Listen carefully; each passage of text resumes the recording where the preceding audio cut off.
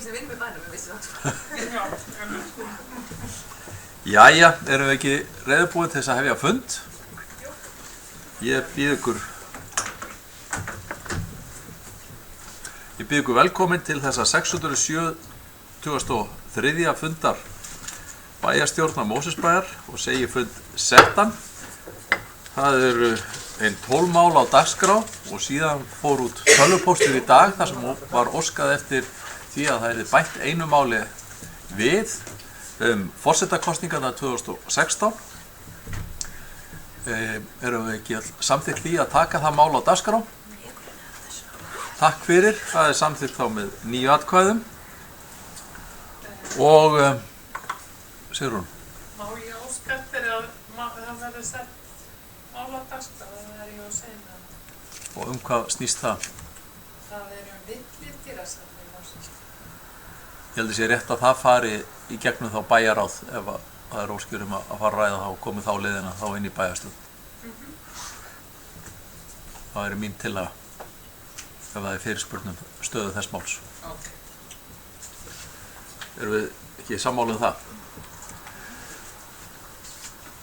Jæja, fyrsta mál á dagskrá er þá forsetakosningarnar 2016 og það er kannski rétt að fá Sigur til þess að kynna það mál og hvað það snúist þannig að það verði ljóst.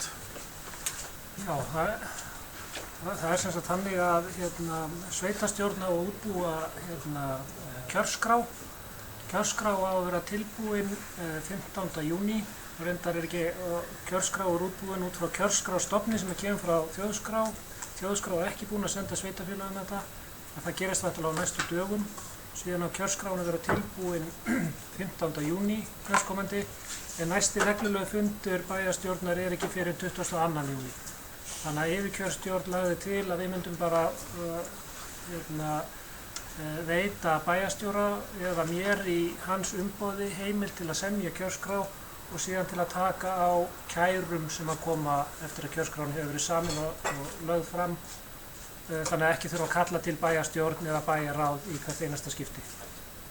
Það er tillagan sem að þetta var yfirkjörstjórn sem fór fram á það að þetta er kannski gert svona. Þetta hefur verið gert svona með þessum hætti hingað til að því mér skilst. Takk fyrir þetta. Er einhverjir sem vilja ræða þetta? Sigrún Gjórsvæl? Já, mér langar aðeins að forvitnast, ég veit að það var fínt. Kannski kom í pontu? Nei. Það var fínt í okkur í íbúahreyfingunni. En síðan hef ég ekki teikt meira, þá átt að hringja aftur út af kjörstjórninni. Er eitthvað sem kann ykkur út af? Það kemur þessu mál ekki við það. Nei, það held ég ekki. Það hefur ekkert með þetta mál að gera. Ég sá þennan póstingin. En fleiri sem vilja tjá sig þessa tillögu að veita bæjarstjóra og lögmanni í hans umboði að semja kjörskrá vegna forsetakosninganna 25. júní. Það er eins og tillaga bókunin kemur fram nákvæmlega útfærð í minnisblaðinu sem að fylgir málinu. Er eitthvað sem vil ræða þessa tillögu frekar? Ef ekki þá ber ég hana upp þeir sem samþykkja kjörsókjamerki. Takk fyrir, samþykkt samhljóða. Þá tökum við fyrir annað mál sem er fundagerð bæjarráðs frá 27. maí síðastliðinn sem var 1260. fundur. Orðið er laust fundagerðina. Ef enginn kveður sér hljóðs þá er umræðun lokið þeir sem að samþykkja fundagerðarmerki. Takk fyrir, hún er samþykkt með 9 atkvæðum. Því næst tökum við fyrir fundagerð 1261. fundar sem haldin var 2. júní. Orðið er laust þá fundagerð. Ef enginn æskir þess að taka til máls þá er umræðun lokið þeir sem að samþykkja kjörsókjamerki. Takk fyrir, hún er samþykkt með 9 atkvæðum. Þá tökum við fyrir fundagerð 323. fundar fræðslunefndar sem haldin var 17. maí. Orðið er laust þá fundagerð. Kolbrún, gjörðu svo vel.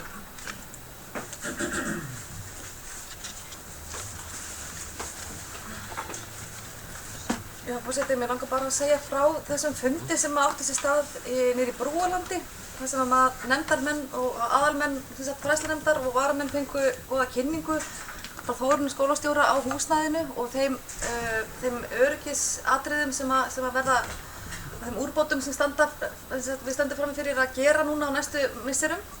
Þannig að það var mjög, skólastjóri fór ítarlega yfir stöðuna og hvað margir umsækjendur eru komnir og svo framvegis og þannig allt komið á fullt og við hittum tilvonandi skólastjóra eða útibússtjóra á staðnum og þannig að það virðist, undirbúningur er komin vel á veg og fólk virðist vera mjög bara mikill hugur í fólki að komast á stað með Brúaland, þannig að það virðist vera bara mikil ánægja með það. Það var nú bara það sem ég vildi segja, það bara frá þessari heimsókn okkar í Brúaland og þessari góðu og ítarlegu kynningu sem við fengum. Takk fyrir það. Fleiri sem óska því að taka til máls. Ef ekki, þá er fundakjörin borin upp til samþykkta þeir sem að samþykkja kjósvöggjamerki. Takk fyrir. Það er komið fram óskum að gera fundahlé og það er orðið við þeirri beiðni. Við hefjum þá funda 9. Og næsta mál á dagskrá er fundagerð 324. fundar fræðslunefndar sem haldið var 31. maí. Orðið er laust fundagerðina. Ef enginn kveður sér hljóðs, þá er umræðin lokið þeir sem að samþykkja hana kjósvöggjamerki. Takk fyrir, hún er samþykkt með 9 atkvæðum. Því næst tökum við fyrir fundagerð 201. fundar íþrótt- og tómstundanefndar sem haldið var 2. júní. Orðið er laust fundagerðina. Ólafur Ingi, gjörðu svo vel.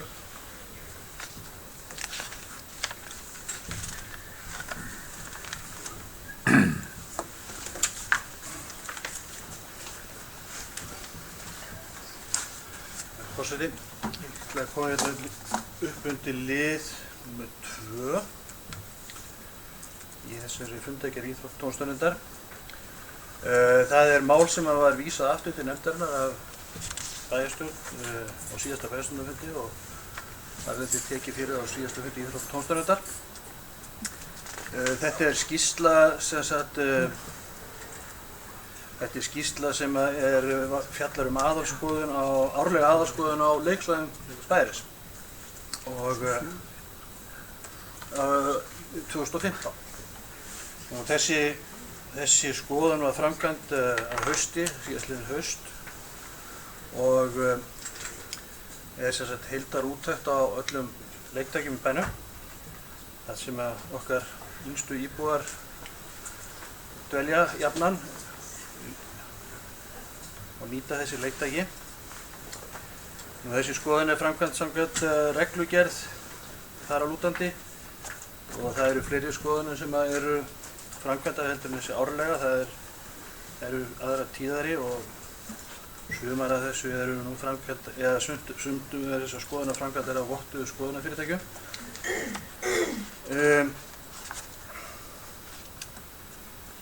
Þetta er í skýrslunni segir meðal annars að ástand leiktækja á leikhúsum sé í heildina ágætt og það er nú kannski svona, finnst mér nú kannski dálítið mikið sagt svona miðað við ef við berum þessa skýrslu saman við skýrslu frá árinu á undan. En þarna eru leiktæki flokkuð með rauðum, gulum og grænum lit, allt eftir í hvaða forgangi lagfæringar eru og grænt þýðir það að viðkomandi er í lagi. Það sem olli okkur svolítið áhyggjum í íþrótt- og tómstundinni, það er raunverulega það hversu sú afturför sem við hefur verið í ástandi þessara tækja frá árinu á undan. En árið 2014 erum við 310 leiktæki sem eru skoðuð og það eru 205 í lagi og 101 sem þarfnast athugunar og 4 sem þarfnast tafarlausar viðgerðar. Það eru bara hættuleg. En árið 2015 þá hefur nú leiktækjum bara fjölgað 4, þannig að það verið 314 en hins vegar eru bara 133 í lagi. Það eru 163 sem teljast í ólagi og það eru 18 sem þarfnast tafarlausrar viðgerðar.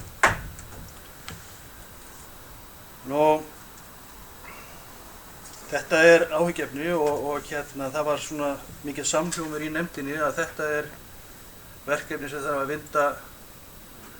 vinda sér snarlega í að laga. Það er ekki viðunandi að horfa upp á það að þessu hraki svona milli ára. Auðvitað getur náttúrulega alltaf gerst að það sé eitthvað smávægileg tilfærsla á því. En ég tel að hér séu mjög mikla aukningu að ræða. Hvort að það hefur haft einhver áhrif og þetta svo allra sanngjarni sé nú gætt að þetta er farið að hausti til. En í skýrslunni er talað um það að heppilegast væri trúlega að gera þetta að vori. Það geti kannski haft áhrif á þetta eitthvað. En síðan er það sem menn höfðu nú nægan tíma til að rýna þessa skýrslu og þá fóru menn að skoða þetta gaumgæfilega og þá fóru menn að reka augun í ýmsa þætti varðandi þessa flokkun í rautt og gult. Sem dæmi hvað er flokkað í gult er vegasalt sem vantar handföng á. Í mínum huga hefði ég sett það á rautt. Það getur vel verið að eða á 2 stöðum eru leiktæki sem eru talin af hengingarhættu og eru flokkuð gul. Kannski að þetta sér einhverja svona skýringar í hvernig fólk metur þetta, en bara alvarleika málsins samkvæmt þá myndi ég telja það að í fyrsta lagi þá þarf að setja mikinn kraft í það að koma þessu leiktækjum í lag. Kannski er búið að laga það núna, getur vel verið. En ég reikna með hins vegar að þetta sé hlutur sem er alltaf stöðugt að breytast og en auðvitað á þetta að vera nánast 100% í lagi. Það er líka talað um það í skýrslunni að verkefnum varðandi þetta við að sé forgangsraða út frá þeirri fjárhagsáætlun sem gerð er.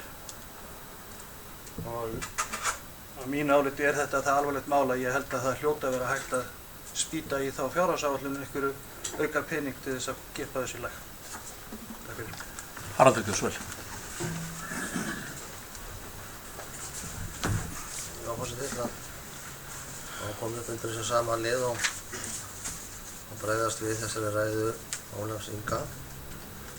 Ég er fyllilega sammála því og þetta hljótum að vera það öll að öryggi leiktækja hér í Mosfellsbæ er okkur öllum hugleikið og það er nauðsynlegt að þau séu í lagi. Ég hef hins vegar ákveðnar athugasemdir við vinnulag íþrótta- og tómstundunefndar í þessu tiltekna máli. Hér ber fyrst að geta þess að hér er rúmlega 6 mánaða eða 8 mánaða gamla skýrslu að ræða. Hún hefur þegar verið tekin fyrir í umhverfisnefnd sem hefur þetta mál á sinni könnu og þar var fjallað um þetta þegar þessi skýrsla kom út ásamt því að fjallað var um þetta í bæjarstjórn og því eru þessar upplýsingar sem hér eru upplýsingar síðan haustið 2015. Ég hefði nú talið eðlilegra af hálfu íþrótta- og tómstundunefndar að fyrst á annað ból vera að fjalla um þessa skýrslu sem er orðin þetta gömul og raunum verið úrelt. Þótt að leiðrétt eintak hafi verið sett þarna inn, þá var það eintaki sem var notað gert í haustið 2015.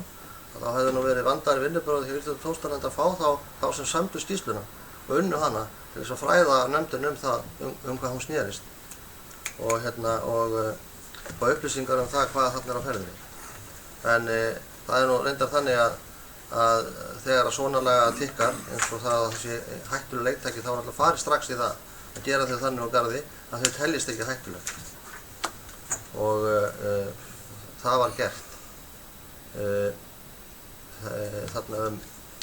Þarna strax haustið og það er búið að ganga í það að laga stóra hluta af því sem þarna er merkt af hálfu umhverfisins Mosfellsbæjar. Hvernig menn síðan merkja hlutina, rautt eða gult, þess vegna ég að nefna það. Það hefur verið betra, held ég, að fá það frá þeim sem að vinna slíka hluti. Að ég hef rætt við umhverfisstjóra sem ber ábyrgð á þessari skýrslu og hann fullyrðir það að í rautt fari allt sem geti talist hættulegt að þeirra mati. Það sem er gult er það sem að þarf að laga en stafar ekki mikil eða stafar ekki hætta af þeirra mati. Og síðan hefur verið gengið í það að, eins og ég nefndi hér áðan, að laga þessa hluti, þessa rauðu og líka þessa gulmertu, og þá er því forgangsraðað samkvæmt þeirri hættu sem talin er stafa viðkomandi leiktæki. Það geta alltaf komið upp atriði varðandi leiktæki sem að bila. Og hann nefndi líka í þessu samtali við mig að það er sumar af þessum athugasemdum sem er þarna verið að gera í þessari skýrslu eru á vottuðum leiktækjum sem að hafa fengið vottun og eru raun og veru ekkert biluð, en þau telja að það sé samt ástæða til þess að laga eða ganga lengra heldur en vottun beinlínis segir til um. Þannig að það er ýmislegt í þessu sem að ég held að væri áður en fyrir að standa upp á tjásum svona eða bóka eins og nefndin gerir að það hefði farið betur að það hefði þá verið á staðnum til aðila sem hafa unnið verkefnið, þekkja það til hlítar og geta gefið nefndinni nákvæmlega þær upplýsingar bæði um það hvað lá til grundvallar við gerð skýrslunnar á sínum tíma, hvað lá til grundvallar við merkingar í gult, rautt og grænt og hvernig væri búið að bregðast við málinu.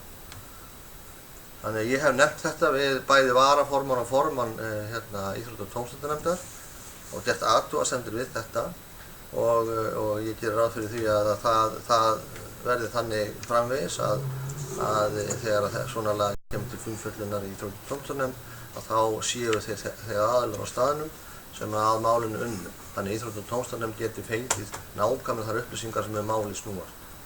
En að sjálfsögðu, þegar ég sá fundargerð Íþrótta- og tómstundanefndar svör sem ég hef fengið og ég bara trúi því og treysti á okkar starfsfólk og ég veit það vinnur að því að hafa þessa hluti í lagi og gengur í þau verk þegar að svona lag kemur upp, það sé lagað. Þannig að ég er bara ekki sammála bókun Íþrótta- og tómstundanefndar það að gera alvarlegar athugasemdir við þessa skýrslu á þessum nótum, ekki eftir að hafa fengið á það útskýringar frá þeim aðilum sem að þeim unnu. Ólafur Ingi Kjörsvæl. Forseti, þakka bæjarstjóra fyrir hans útskýringar á þessari skýrslu. Svona skýrsla er náttúrulega alltaf bara lýsir þeirri stöðu sem hún er á hverjum tíma og kannski hefði verið, ef skýrslan hefði verið tekið á einhver öðru tíma þá litið einhvern veginn öðruvís út. Þetta er bara það gagn sem við höfum í höndunum út frá því vinnuvið. Þannig er nú vinnulag flestra nefnda.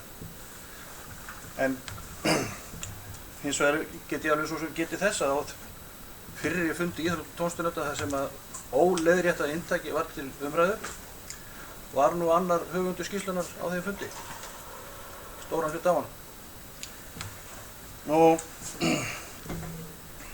En hvað liggur til grundvallar? Það er við förum nákvæmlega eftir því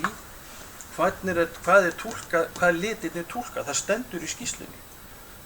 Rauðlitur merkir að gerðar eru alvarlegar athugasemdir við ástand leiktækis og úrbóta þörf tafarlaust eða sem allra fyrst.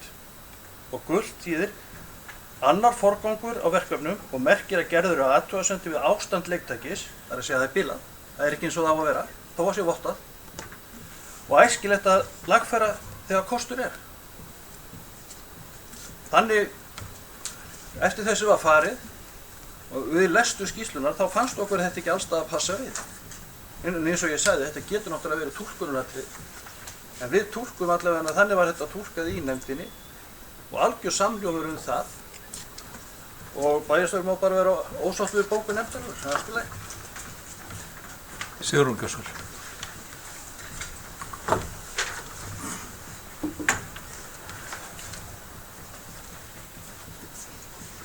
Já, ágæti forseti. Ég langar að koma upp undir sama máli, opin leiksvæði í Mosfellsbæ, mál númer 3, í fundargerð íþrótta- og tómstundanefndar. Mér brá líka í brún þegar ég sá allan þann fjölda leiktækja sem að virðist ekki vera í fullkomnu lagi á þessum leikvöllum. Það eru sem sagt miklu fleiri leiktæki í ólagi heldur en í lagi á leikvöllunum og við ræddum það í íbúahreyfingunni að það hlýtur að vera að þegar að svona mikill fjöldi tækja er flokkaður í ólagi, þá hlýtur eftirliti með þessum völlum að vera verulega ábótavant. Og ég held að eina leiðin til þess að koma þess í lag sé að koma á reglubundnu eftirliti, ekki bara á haustin. Börn eru út að leika sér allt árið umkring og það gefur augaleið að í svona veðráttu eins og á Íslandi líka, sem væntanlega hefur áhrif líka á ástand leiktækja, það þarf að vera oftar en einu sinni á ári skoðunarferð þessi svæði.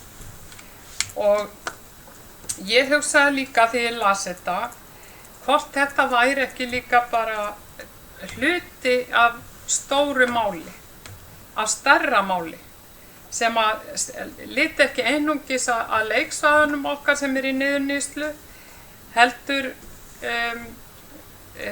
hefur mér þótt og okkur íbúahreyfingunni umhirðu hérna í sveitafélaginu verulega ábótavant. Það árum saman búið að tala lúpínu og skógarkerfil. Skógarkerfil mjög ofnæmisvaldandi planta og börnum steðjar hægt að henni. Hún veldur gífurlegu ofnæmi og það þarf að fjarlægja hana, en ár eftir ár rætt þetta mál og ekkert í því gert. Þetta lítur að umhirðu í sveitafélaginu. Og þetta á líka við annar staðar, eins og bara ástandið, það hefur ekkert batnað ástandið, það var slæmt áður en að flóðin voru í fyrra, en það hefur sáralítið batnað ástandið. Sérstaklega við bakka á ána í sveitafélaginu. Og ég held að Mosfellsbær og við þurfum að huga betur að betri umhirðu umhverfisins og ég held að við gætum ef að við settum á reglubundi eftirlit og kæmum einhverju skikki á þessi mál í heildstætt, þá værum við ekki að standa frammi fyrir svona skýrslum eins og þessari frá íþrótta- og tómstundanefnd. Takk fyrir.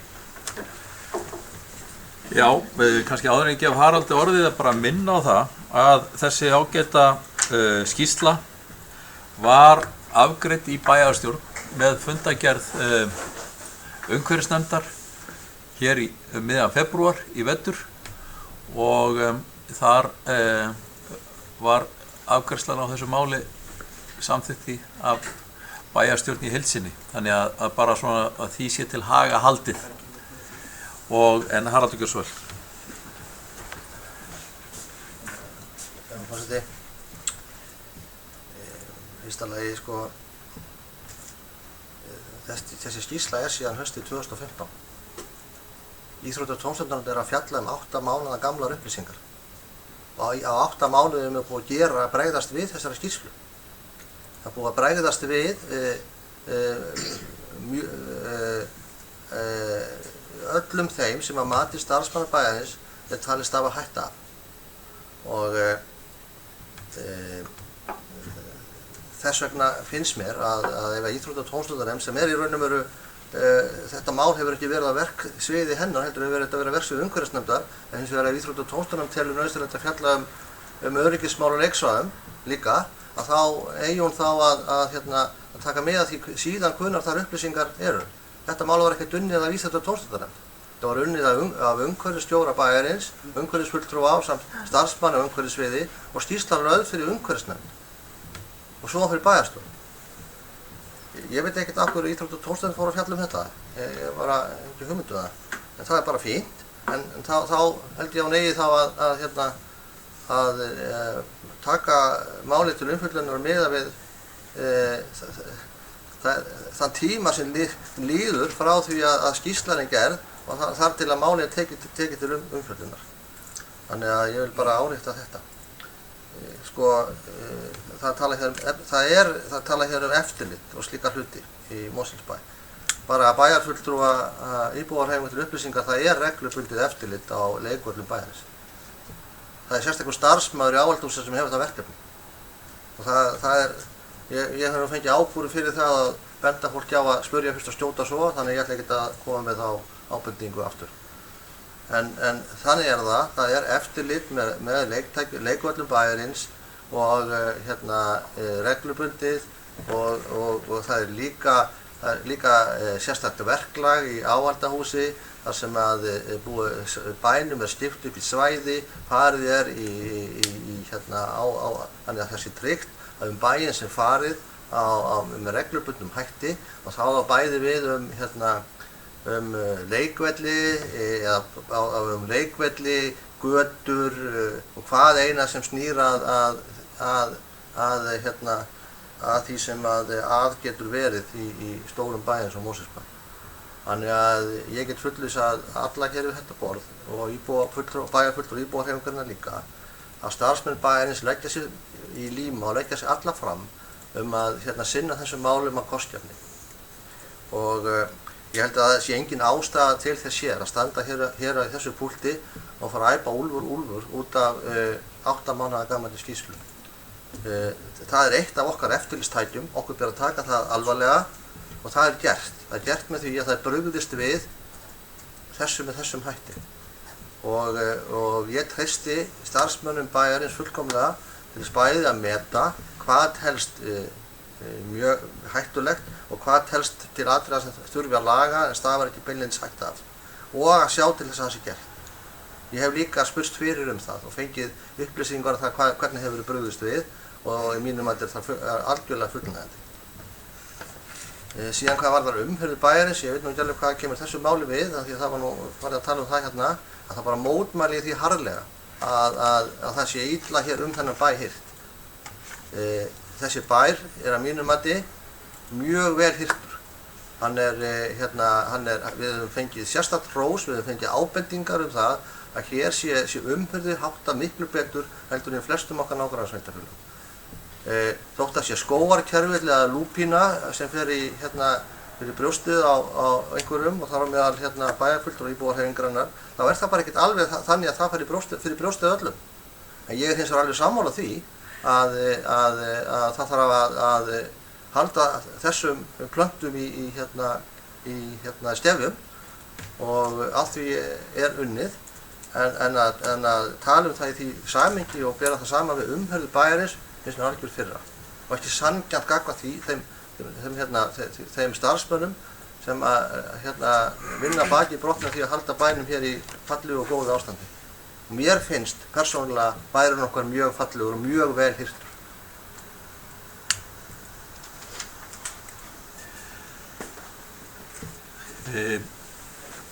Bryndís á næsta mælendaskrá en það hefur óskað til að bregðast örstutt við, gjörðu svo vel. Takk fyrir að leyfa mér aðeins að svara þessu. Mér fannst svolítið liggja í orðum bæjarstjóra að hér í mínum málflutningi hefði ég verið að setja út á starfsmenn bæjarins. Það er bara ekki rétt.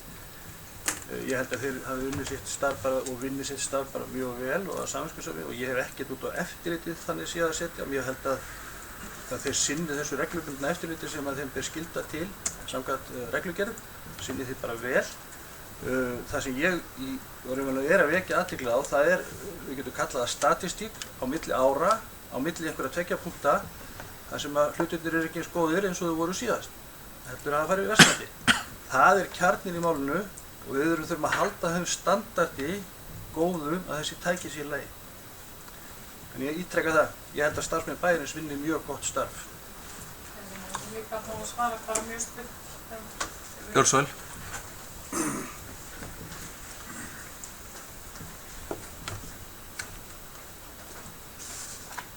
Já, ágæti forseti. Mig langar aðeins að bregðast við því sem að Haraldur sagði að Mosfellsbær væri vel hirt sveitafélag. Það er vola huggulegt í Mosfellsbæ oftast, nálægt akstursleiðum, en opin svæði og svæði sem að hafa lent í einhverjum hörmungum eins og árbakkarnir okkar og opin svæði og náttúruverndarsvæði, það er sáralítil sem engin umherða á þeim svæðum. En það bera illgresi meðal annars og ónýtir árbakkar og svo framvegis, vott það. Og ég er heldur ekki að setja út á starfsmenn Mosfellsbæjar. Ég held að það þurfi hins vegar að taka einhvern veginn öðruvísi á þessu. Það er mjög óeðlilegt að meira en helmingur af öllum leiktækjum í Mosfellsbæ skuli flokkast ekki í lagi. Bryndís Kjörsvöld.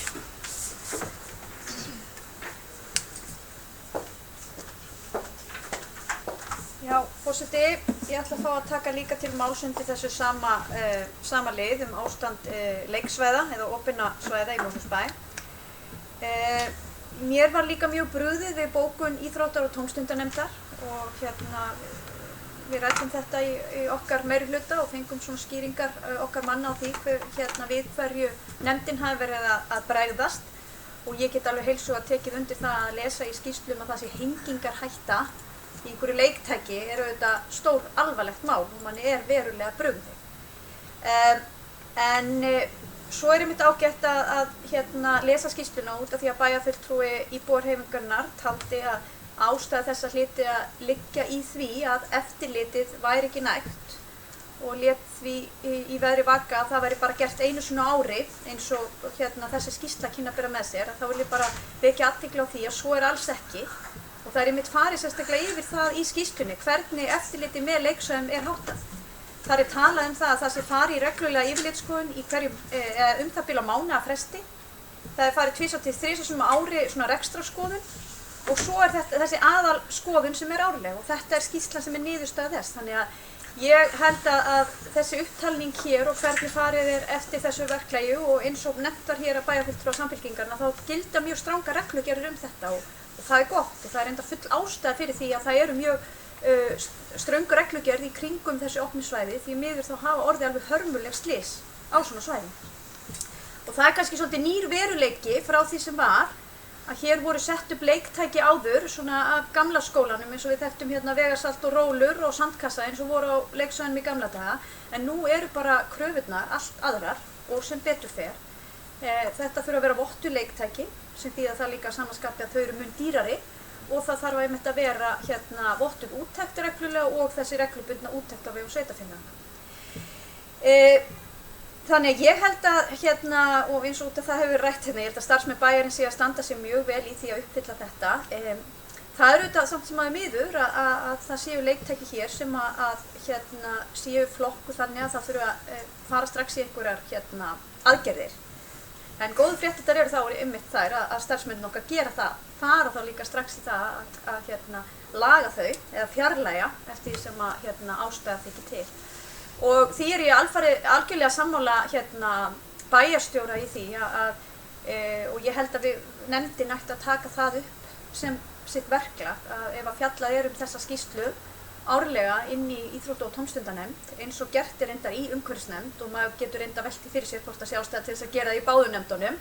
En það önnur saga, ef ég læt það nú liggja milli hluta, þá held ég að sé fulla ástæða til þess að nefndamenn hafi þá líka aðgang að þeim sem að vinna úttektina, þannig að þeir geti svarað þeim spurningum sem kunna að koma upp hjá nefndamönnum, þannig að allir hafi haldgóða þekkingu á málinu þegar gengið út af slíkum fundi.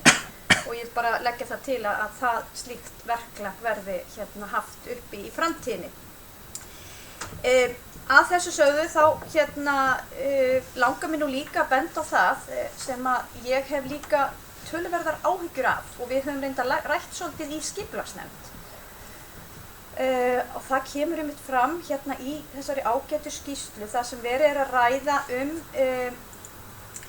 hvað þetta eru mörg leiksvæði. Þetta eru 47 leiksvæði, 11 tengd skólum og leikskólum. En það vert að nefna, ef ég fæ að lesa hér upp úr skýrslunni með leyfi forseta, að 4 af opnu leiksvæðunum eru í einkaeigu íbúa í kring og því í umsjón og ábyrgð þeirra íbúa. Þar verið að ræða leiksvæði við Björtuhlíð, Byggðarholt, Grundartanga og Leirutanga. Og þá segir hérna í skýrslunni, í gegnum árin hefur þáttaka íbúa í umsjón þessara svæða hins vegar minnkað og bærinn smá saman tekið að sér umsjón þeirra, viðhald og endurnýjun leiktækja, þótt ekkert samkomulag hafi verið gert slíkt. Þetta hefur auðvitað bærinn gert vegna þeirra kröfu sem upp og við viljum auðvitað tryggja það að leiktækin séu örugg, en þarna einhvern veginn pottur brotinn. Það í reglugerðum fjölbýlishús að það eigi að vera leiksvæði sem fylgja því. Og þá finnst mér mjög mikilvægt að það séu þá skýr lóðafélög í kringum slíkt sem að beri ábyrgð á þessu. Við höfum rætt þetta töluvert núna í Helgafellskverfi þar sem að koma upp svona skipulög að reyna að tryggja það með hvaða hætti þetta verður best tryggt. Og ég held að það væri ástæða til þess að skoða það líka þessi eldri svæði, hvort að ekki séu skráð lóðafélög sem berir hreint ábyrgð á þessu og hvort að bærinn ætti með einhverjum hætti að fara að beita sér í þeim málum. Ég veit að nú náttúrulega hafa verið margar hræringar, fólk flutt auðvitað sem að keypti þarna upphaflega, þannig að margir örugglega af þeim íbúum sem flytja inn í þessar götur eða inn á þessi svæði átta sig engan veginn á því að þessi ákveðnu leiksvæði eru í rauninni í þeirra eigu og þar leiðandi á þeirra ábyrgð. Þannig að ég held að þetta sé eitthvað sem við þurfum að hafa í huga og velta fyrir okkur hvort að við eigum að ganga þessa leið að bara taka þetta yfir eins og lítur út fyrir að við höfum farið að gera einhverjum málum eða hvort við höfum að beita einhverjum öðrum aðferðum. Og þá auðvitað komið að því að svona svæði kosta auðvitað heilmikinn pening þegar allt tekið saman. Leiktækin eru að verða dýrari og dýrari mitt vegna þess að þau uppfylla, eru vottuð og þess aftur og það gerir þau dýrari. Ég held að sandkassar séu til dæmis algjörlega búið spil á leiksvæðum í Mosfellsbæ nema sé að ræða afgirt svæði leikskólana og þá eru beitt einhverjum aðgerðum til að koma í veg fyrir að það leynist kattaskítur eða eitthvað annað þeim ógeðslegra í slíkum sandkössum og það mörgu leyti sorglegt en það má einhverju leyti kenna lausagöngu katta að sandkassar eru ekki lengur flokka sem eru leiktæki.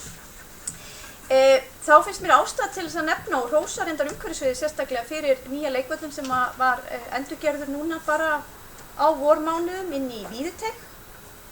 Þar komið svona opið svæði, þar var hinn hefðbundni gamli leikvöllur áður og nú þetta orðið mjög fallegt svæði sem hannað líka þannig að það sé svona tiltölulega sjálfbært og þurfi kannski minna við og minni hætta og þar komi upp leiktæki sem geta valdið einhverju tjóni. Og mér finnst það mjög góð leið og ég veit að umhverfissvið hefur verið að fara í þær aðgerðir að gera leiksvæðin meira náttúruleg og þannig úr garði að þau séu kannski svona hagkvæmari í viðhaldi til lengri tíma litið. Ég get samt ekki látið hjá líða að minnast á það að mér finnst náttúrulega alveg með ólíkindum að þegar við ræðum þessa skýrslu og þetta mikilvæga mál sem öryggismál barna, ástand á leiksvæðum, að fulltrúi íbúahreyfingarinnar fari þá að ræða sitt uppáhaldsmál sem lúpína og skógarkerfill hér í sveitarfélaginu og tengi þetta með einhverjum hætti saman. En það þá kannski einmitt ágætt að benda á það, við erum alltaf að forgangsraða fjármunum. Og ég skal segja fyrir mitt leyti að ef við höfum takmarkaða fjármuni sem við höfum, þá vil ég miklu frekar að þeir fari í það að viðhalda og tryggja öryggi og opnum leiksvæðu bæjarins heldur en að hefta útbreiðslu lúpínu eða skógarkerfis. Svo það liggi nú líka alveg fyrir. Og bara út af að koma hérna varðandi bakka varmónar og við höfum rætt það og erum að vinna hér með endurnýjun á göngustígnum meðfram varmóni, þeim frábæra stíg. En þá fór ég nú nýlega og var mjög ánægð með þær aðgerðir sem var búið að fara í það og nú hann mjög vel fær. Auðvitað það ennþá þannig að bakkinn eins og hann sem sagt náttúrulegur, það ekki búið að ráðast í að byggja hann upp með einhverjum hætti. En þó hafa verið svona ákveðnar tillögur hér það hvernig, með hvað hætti megi fara í það. Það eru vissulega dýrar aðgerðir og þær munu kosta sem sagt eitthvað fjármagn og eru kannski þá líka, það þarf að fara mjög varlega í það því að þessi á okkar nú vernduð og á náttúruminjaskrá. Takk fyrir. Sigrún, ert þú að óska eftir því að fá að bregðast örstutt við? Já. Þá bara hratt og örugglega, gjörðu svo vel. Og Bjarki. Já, og getur fórsetið mig langar aðeins að bregðast við því að hvað hún undrat og hún brindi sig yfir því að ég tengi þessa hluti saman. Ég lít á umhirðu í sveitarfélaginu, hvað sem að það eru leiksvæði barna eða leiksvæði barna og fullorðina sem eina heild og mér finnst þessum málum ábótavant. Skógarkerfill, hann stofnar heilsufólks í hættu, ekki bara fullorðina, heldur líka barna. Þetta er stórhættuleg planta sem með réttu að eyða og ég held að þessi full ástæða til þess að bæjarstjórn Mosfellsbæjar fái fræðslu þessi mál vegna þess að ég held að það standi hnífurinn í kúnni að fólk veit ekki í hverju hætturnar felast þegar að svona plöntur eins og skógarkerfill annars vegar. Bjarki, gjörðu svo vel.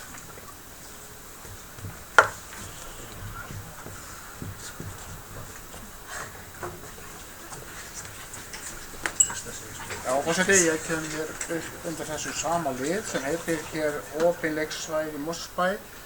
Ég ætla nú að víkja mig strax máli mínu að því sem að fulltrúi íbúðahreyfingarinnar kom inn á eða hún kaus að leggja á leið sína í sínum málflutningi og fara að ræða mál sem að auðvitað er hægt að setja allt í samhengi við hvað annað en það er ekki beint undir þessum lið. Þess vissulega þörf mál sem var fyrsta lagi eyðing ákveðinna plöntutegunda og öðru lagi stígur meðfram ánum okkar. Fyrst að hún kaus að ræða það, þá vil ég nú aðeins nefna það og hún nefndi hér kerfilinn og lúpínuna. Umhverfissviðið og umhverfisnefnd er algjörlega meðvituð þessar plöntutegundir. Það er kortlagðar, ég er nýbúinn að ræða við starfsfólk á umhverfissviði og í garðyrkjudeildinni hvernig þessu verið að hátta í sumar. Það er nú reyndar alltaf einhverju takmörkunum háð, mannafla, fjármagni og svo framvegis. En þetta er á dagskrá garðyrkjudeildar eins og vera ber með þessar svokölluðu ágöngu plöntutegundir og reyndar fleiri. Við getum þannig að við eyðum ekki þessum tegundum alfarið og kannski engin ástæði til með lúpínuna. Það er dálítið annað mál með kerfilinn. Hitt sem að bæjarfulltrúinn Sigrún Pálsdóttir kaus að ræða hér undir liðnum opin leiksvæði Mosfellsbæ voru ónýtir árbakkar eins og hún sagði orðrétt. Hvar voru komu nú ekki nákvæmlega fram en það er auðvitað hægt að ræða marmóna í þessu samhengi. Það er nú vinsælasta gönguleiði meðfram okkar fallegu ám. Frábær göngustígur og mikið notaður sem við þekkjum nú sjálfsagt öll. En það hefur stafað ógn á honum einfaldlega vegna þess að farvegur árinnar er á kafla mjög þröngur og hluta af stígnum hefur skólaburtu. Það gerðist nú á síðastliðinn vetur. Kafla var hann bara alveg horfinn. Það er hins vegar búið að laga það. Þannig að hann er þá ekki ónýtur akkurat núna, sá hlutinn. En eitt vil ég láta koma hér fram að það hefur verið hér á undanförnu vinna í gangi hjá umhverfissviði sem reyndar byggir á samþykkt frá bæjarráði Mosfellsbæjar frá síðustunni hausti, þar sem að umhverfissviðinu var falið að vinna heildarúttekt varanlegar úrbætur og göngustíg meðfram ámanni og aðgerðum vegna Bakkarárs. Og það sem sagt komið í þann farveg að það verið að huga framtíðarlausnum sem þýðir það að stígurinn færist fjær ánni. En nú ég komið sjálfur fjær leikvöllunum, en það var að gefnu tilefni. Reyndar vil ég ljúka máli mínu á því að þetta mál, nákvæmlega þetta verður á dagskrá hjá umhverfisnefnd á morgun. Fleiri sem æskja þess að ræða fundargerð íþrótta- og tómstundanefndar, Bryndís Gjósvel.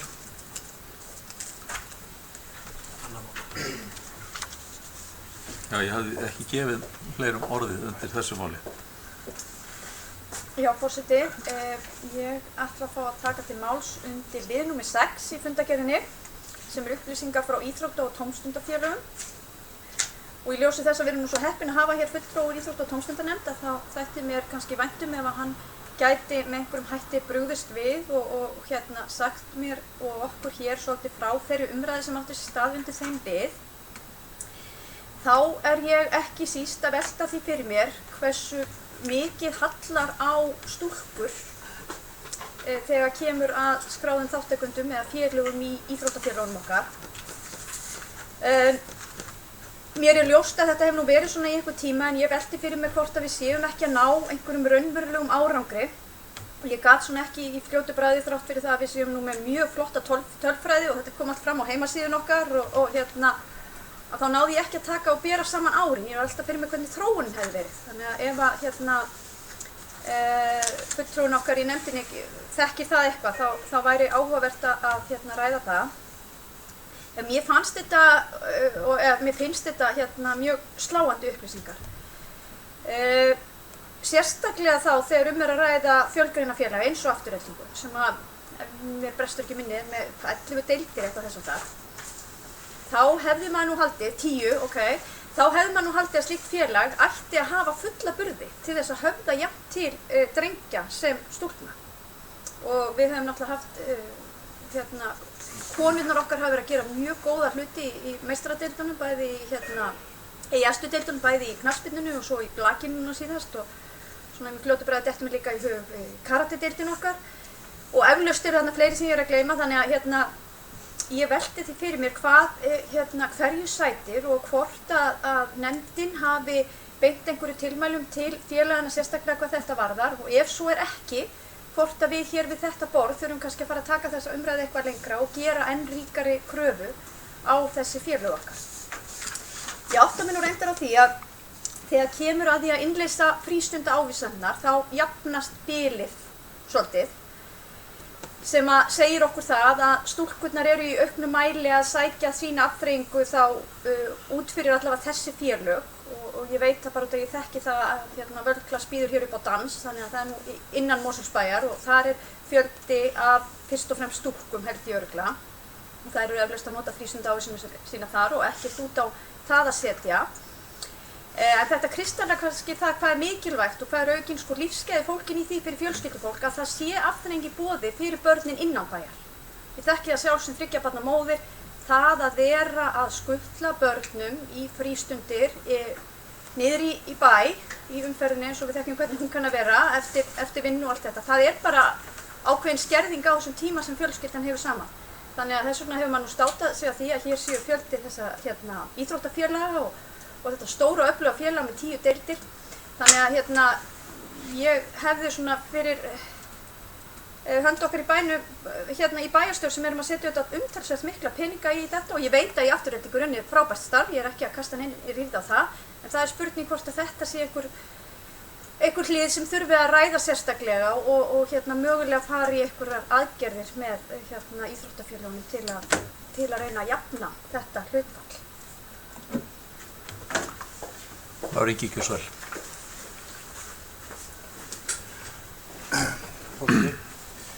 Þakka þér fyrir, Bryndís. Ég ætlaði nú reyndar okkur að koma upp undir þessu máli vegna þess að þetta er mál sem að akkurat þetta sem að Bryndís nefndi varðandi sko kynjahalla í íþróttum.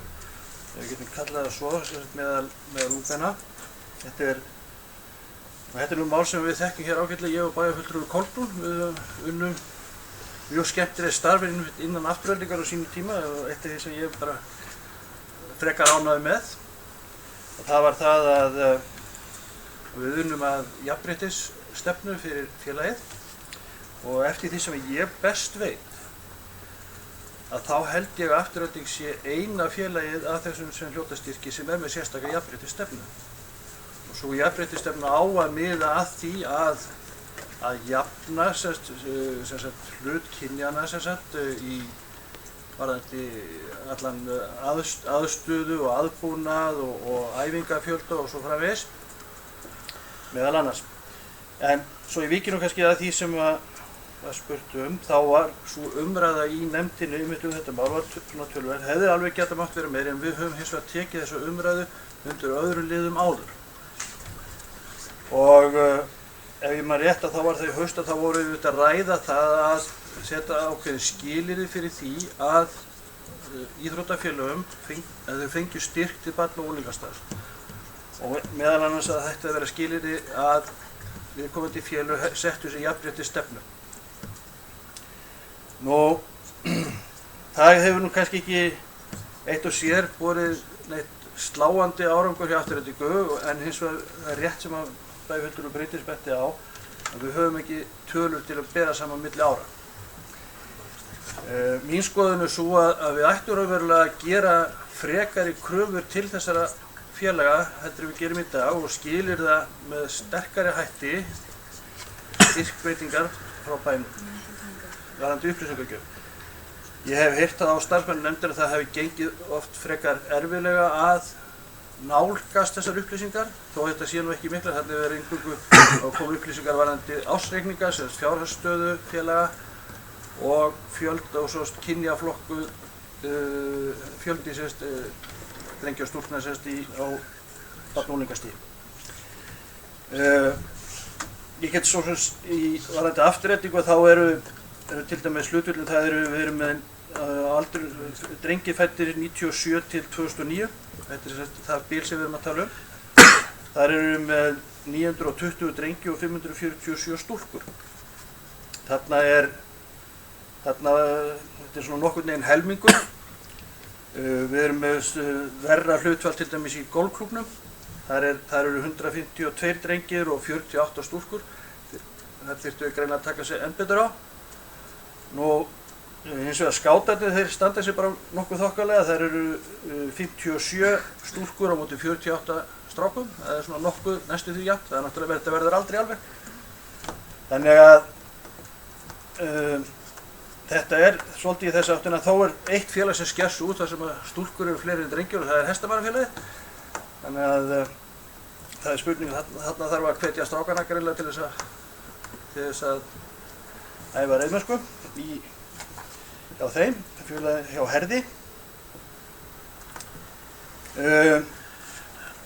Skilaboðin voru þau þó að koma ekki fram í bókun nefndarinnar til starfsmannsins að rita eftir þennan fund, rita bréf til þessara félaga þar sem að við færum fram á viðbótarupplýsingar við það sem áður hefur beðið.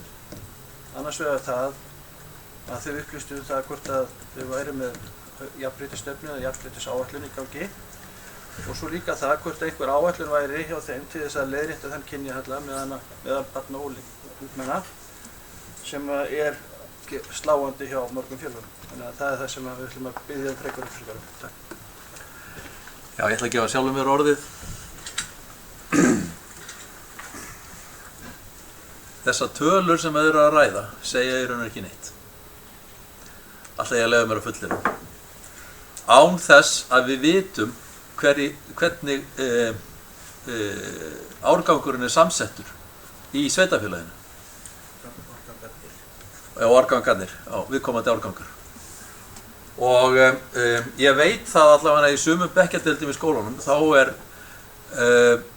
er það að það eru mun fleiri drengir en stúlkur í sumum bekkjum og það vegna þess að það bara í heildin í viðkomandi árgangi innan viðkomandi skóla eru tiltölulega fáar stúlkur. Og ég veit ekki hvort að við höfum þá að setja einhver viðmið fyrir skólana líka að þau verði að vera helst með, nei ég ætla ekki að leggja það til, en það verður að vera að taka mið af þá tölugum upplýsingum það hvernig íbúa samsetningin Því að það ætlast til þess að það sé jöfn þáttaka þegar að það eru kannski mun færri stúlkur í árganginum en piltar, eins og mér skilst að það sé í sumum tilvikum hjá okkur, að þá þurfum við að hafa það í huga þegar það er verið að ræða þessar tölur. En það er allavega eitthvað sem að mér finnst að vera ástæða til þess að sé skoðað í þessu samhengi. Sigrún Gjörsvel.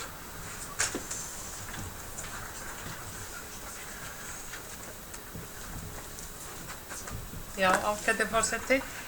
Já, það væri nú yndislegt ef að kynja misrétti og kynja hlutföll hefðu nú þessar orsakir hérna á Íslandi. Ég ansið þetta með þetta vandamál sé nú stærra en það. En það sem að mér langar að segja að mér finnst hérna í þessu máli, númer 6, upplýsingar frá íþrótta- og tómstundafélögum, þá fylgja tölurnar ekki með í fundagögnum. Og mér finnst alveg ófært að svona mál komi fyrir bæjarstjórn án þess að þessar tölur fylgi með sem fylgiskall. Ég fór inn á heimasíðu Mosfellsbæjar og þar eru svo hundgamlar tölur í íþróttadálknum að það er ekkert að marka þær. Sumar alveg frá árinu 2009. Þannig að hérna ég held að við þurfum að það var allavega þegar ég fór þarna inn daginn. Já, þetta fylgir ekki sem gagn með fundaginn bæjarstjórnar. Og mér finnst við ekki geta rætt svona mál án þess að hafa þessi gögn á milli handa.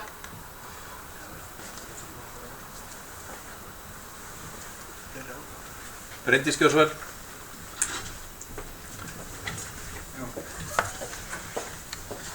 Já, forseti, fyrst aðeins var nú varðandi ræðu ágætis forseta það að árgangarnir geta verið mjög misjafnir hér í Mosfellsbæ hvað varðar kynjaskiptinguna.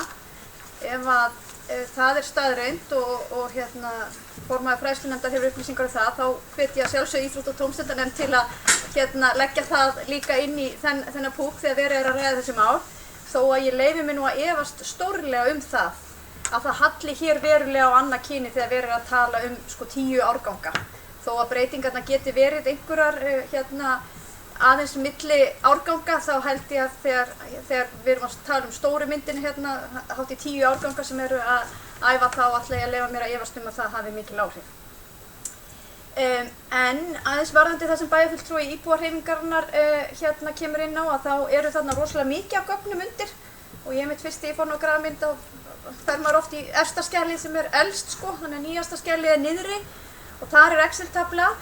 En það er náttúrulega langbest að skoða þetta inn á heimasíðunni og ég verð nú að hrósa nefndinni og okkur hjá bænum fyrir það að þetta eru mjög góðar upplýsingar inn á heimasíðunni, það sem er Mosfellsbær í tölfræði. Og gögn sem hafa það verið unnin að datamarket og kemur einmitt fram í bókunni að mér minnir að gögnin hafi verið send þangað. Og þá er örugglega það sem að bæjarfulltrúinn hefur verið að horfa á að þegar talað árið 2008 og 2009 og þá verið að tala börn sem eru fædd þetta ár. Þannig að þetta er árgangurinn sem fæddur 2009.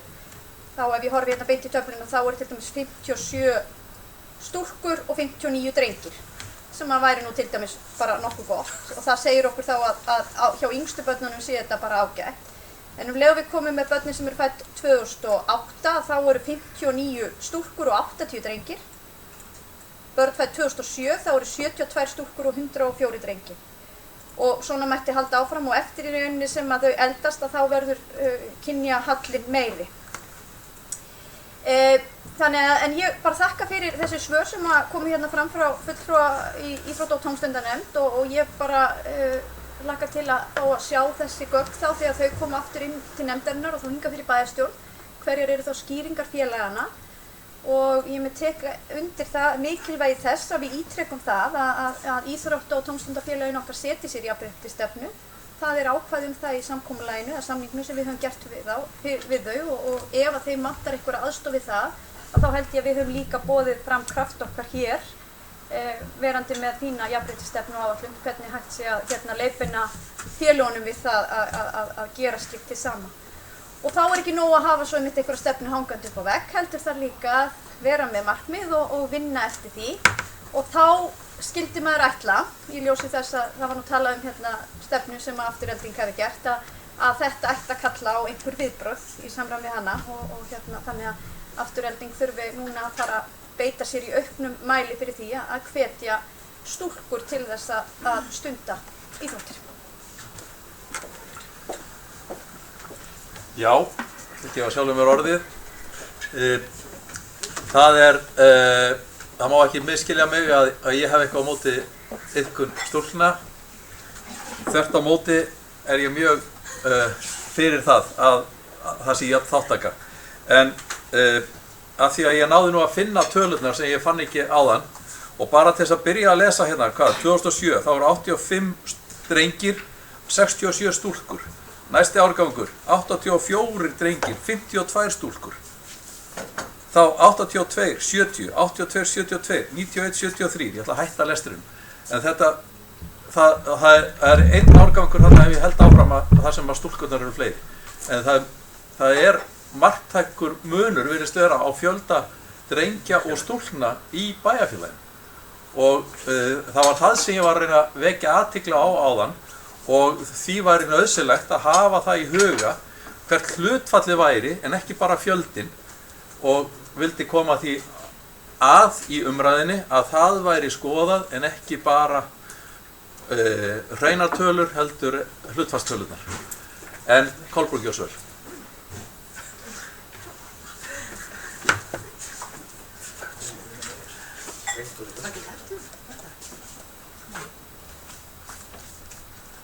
Já, forseti, það rifjast nú margt upp hérna þegar ég hlusta á þessa umræðu hérna sem er mjög góð og mjög mikilvægt að við ræðum þetta. Þetta er virkilega mikilvægt mál og ég hugsa aftur tilbaka til árana þegar ég var formaður knattspyrnudeildarinnar. Held ég átti þar í met í formennsku, yfirleitt að því að róðurinn þykir og þótti þungur. Við sem sagt, ég held að það hafi verið frá 2008, strax í hruninu, þá tók ég þarna við formennsku það byrð sem allir okkar sponsorar, allir okkar styrktaraðilar sögðu upp samningum og létu sig hverfa. En samt fannst okkur mikilvægt að leggja í alla þessa vinnu sem við lögðum í að gera jafnréttisstefnu og siðareglur og ýmislegt sem við gerðum. Og það var ekki síður vegna þess að það hallaði mitt á það vantaði stúlkur í félagið. Og við spurðum okkur spurninga hvar þær væru, en við þrátt fyrir hvert átakið á fætur öðru og ég veit að KSÍ hefur staðið sig ágætlega í því líka og þetta er á all félög í landinu. Það eru færri stúlkur en drengir bæði í knattspyrnu og handbolta. Og þetta eru stærstu deildirnar í Aftureldingu. Og þrátt fyrir það að við höfum fimmleikarnir eru stórir en þær eru stúlkurnar. Sannarlega. En tvær stærstu deildirnar, knattspyrnudeild og handboltadeild, þar eru strákarnir í meirihluta og ég veit að bæði HSÍ og KSÍ hafa gert gríðarlegt áhlaup hvað þetta varðar. Og ég man bara þegar ég hugsa tilbaka og sit og hlusta á þessu umræðu það var eitt mikill orku í það að reyna að fá stúlkurnar til að koma. En það er samt sem áður að halda áfram að hvetja, við sofnum ekkert á verðinu með það og ég held að og ég veit það er verið að gera þetta ennþá niður í Aftureldingu að fá stúlkur til að koma og æfa og bjóða vinkonum og það er alls konar uppákomur í gangi sem eru eiga að vera til þess fallandi að fá stúlkur til að mæta. En ég meina þetta er bara síverkefni. Við eigum að vera stöðugt á vaktinni og stöðugt að fylgjast með og einmitt að fylgjast með þessum tölum sem koma og skoða hvernig er ferlið, hvert erum við að fara í þessu málum. Þannig að mér finnst þetta bara, en ég tek undir með það að við hefði verið betra að vera með gögnin undir málinu þannig að við hefum geta fylgt, undir þau eru þarna, undir á heimasíðinni. Okay. Það var ekki annað, forseti, takk fyrir. Theodór Gjörsvöld.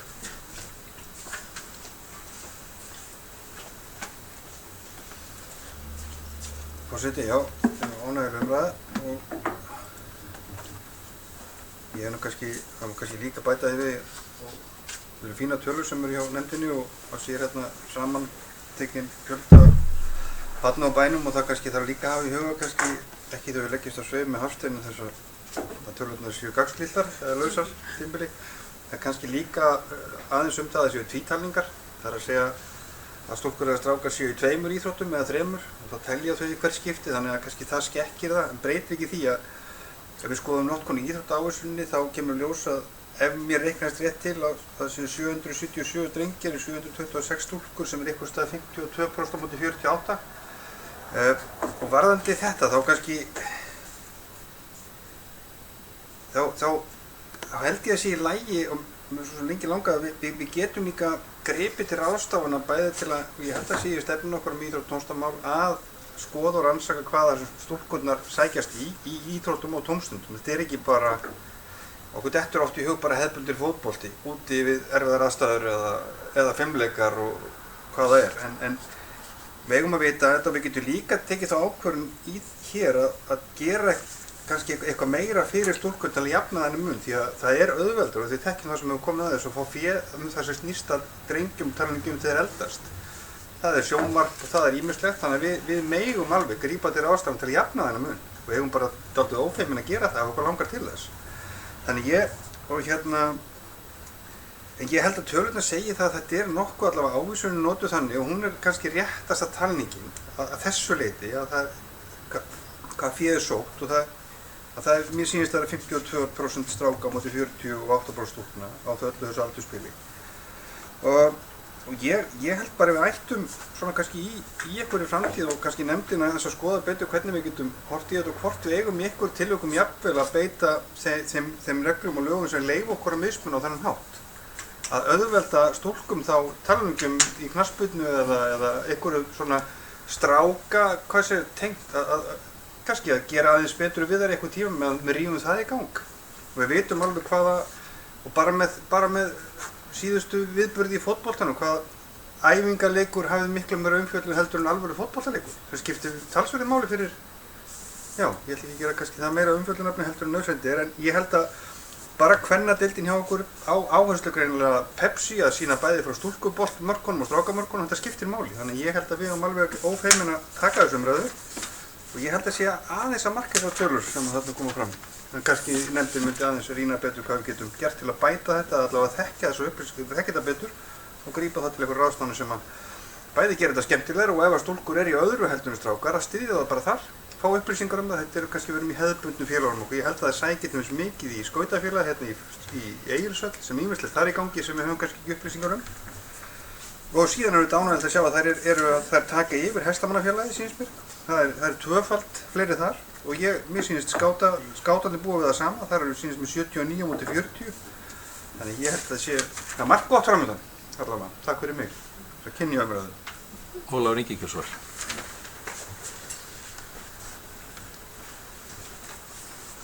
Ég tek undir það með Bæjarfulltrúa Theodóri að við eigum endilega að bæta þessa tölur sem við erum að vinna með. Ég líka sammála því að svolítið við þurfum kannski að skoða þetta eins og okkar ágæti forseti benti á með hlutfallstölurnar. Auðvitað getur þetta skeikla milli árganga en ég er líka að minna á það að við erum hér einungis að tala 7 félög. Það er náttúrulega ekki tæmandi listi og eins og Bæjarfulltrúi Theodór benti á að þá frístundaáherslun hún virðist vera nokkuð að jafna þetta út og gefur ekki ákvæmlega þessa mynd sem við erum hérna með að hlutfallslegri þátttöku kynjanna.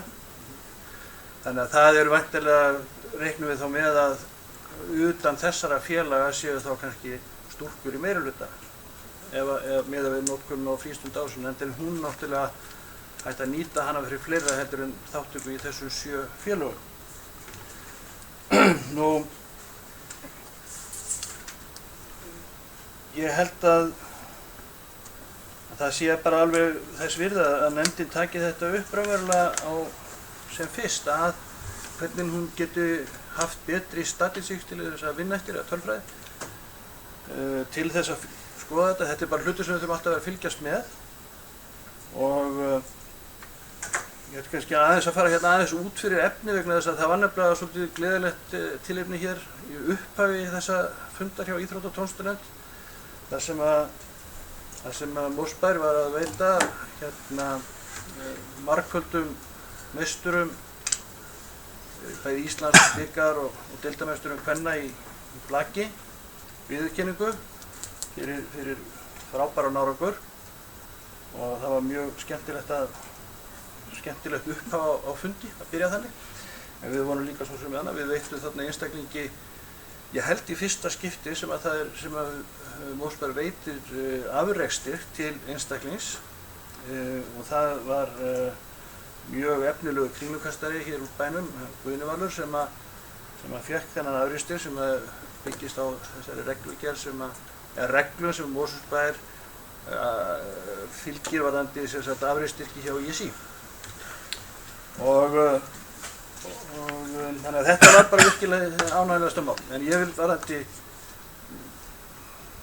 mér hefur stundum talað eins og það hafi ekkert gerst varðandi stúlkur og íþróttir. Mér finnst nefnilega að hafa bara mjög mikið gerst á ekkert svo mörgum árum. Og við sjáum að það er besta árangri ýmissa landsliða, eins og nú síðast kvennalandslið sem okkar í knattspyrnu, að það eru flottir hlutir að gerast.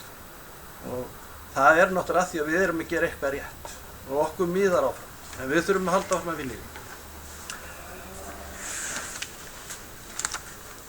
Já, það væri gaman að reikna þessar nýtingu á íþróttaávísunni og frístundaávísunni út frá hlutfalli annars vegar hvað margir af þeim drengjum sem á þessum aldri og hérna hvort að það séu jafnvel að það séu þá hlutfallslega fleiri, því að ég lagði saman hérna mismunin hérna í því sem í þessu skjali, að munar fyrir þessi ártöl sem hérna, það eru 139 fleiri drengir en stúlkur fyrir þessa aldursflokka sem hérna í skjalinu sem og mér finnst það vera mjög athyglisvert að sjá þetta, svona bara svo að ég ekki stærra sveitafélagi en þetta, að það sé þessi gríðarlegi munur á fjölda stúlkna og drengja á árunum 95 til 2007.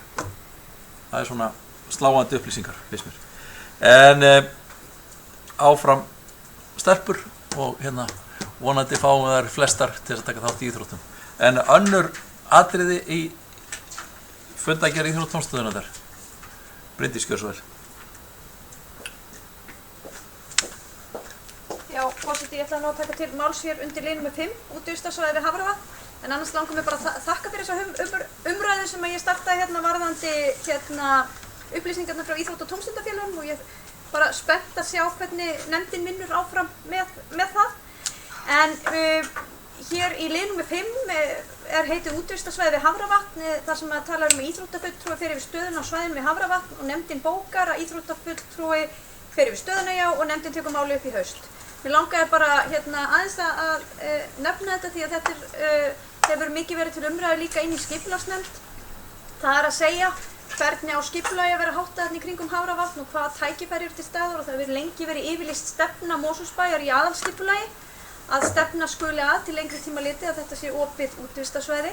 En málið er talsvert flókið, því að þarna eru þetta fjöldi fólks sem einhverjum tilfellum en þó í flestum tilfellum er með lóðaleigusamning og sín sumarhús.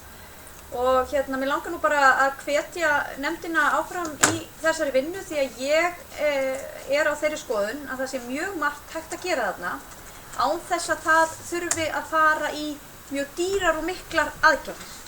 Ég til dæmis sé það seint fyrir mér að Mosfellsbær hafi fjármagn í það að fara að kaupa upp þarna lönd til þess að eignast allt landi í kringum vatnið eða stóra hluta þess lands. En aftur á móti ég nokkuð viss það að það sé hægt að gera ýmislegt til að auka enn frekar notkun almennings á þessu svæði. Út af því ég nýti vatnið sjálf mikið til útivistar með minni fjölskyldu, í vatnasporti og þarna mikið á góðri stöðum á sumrin.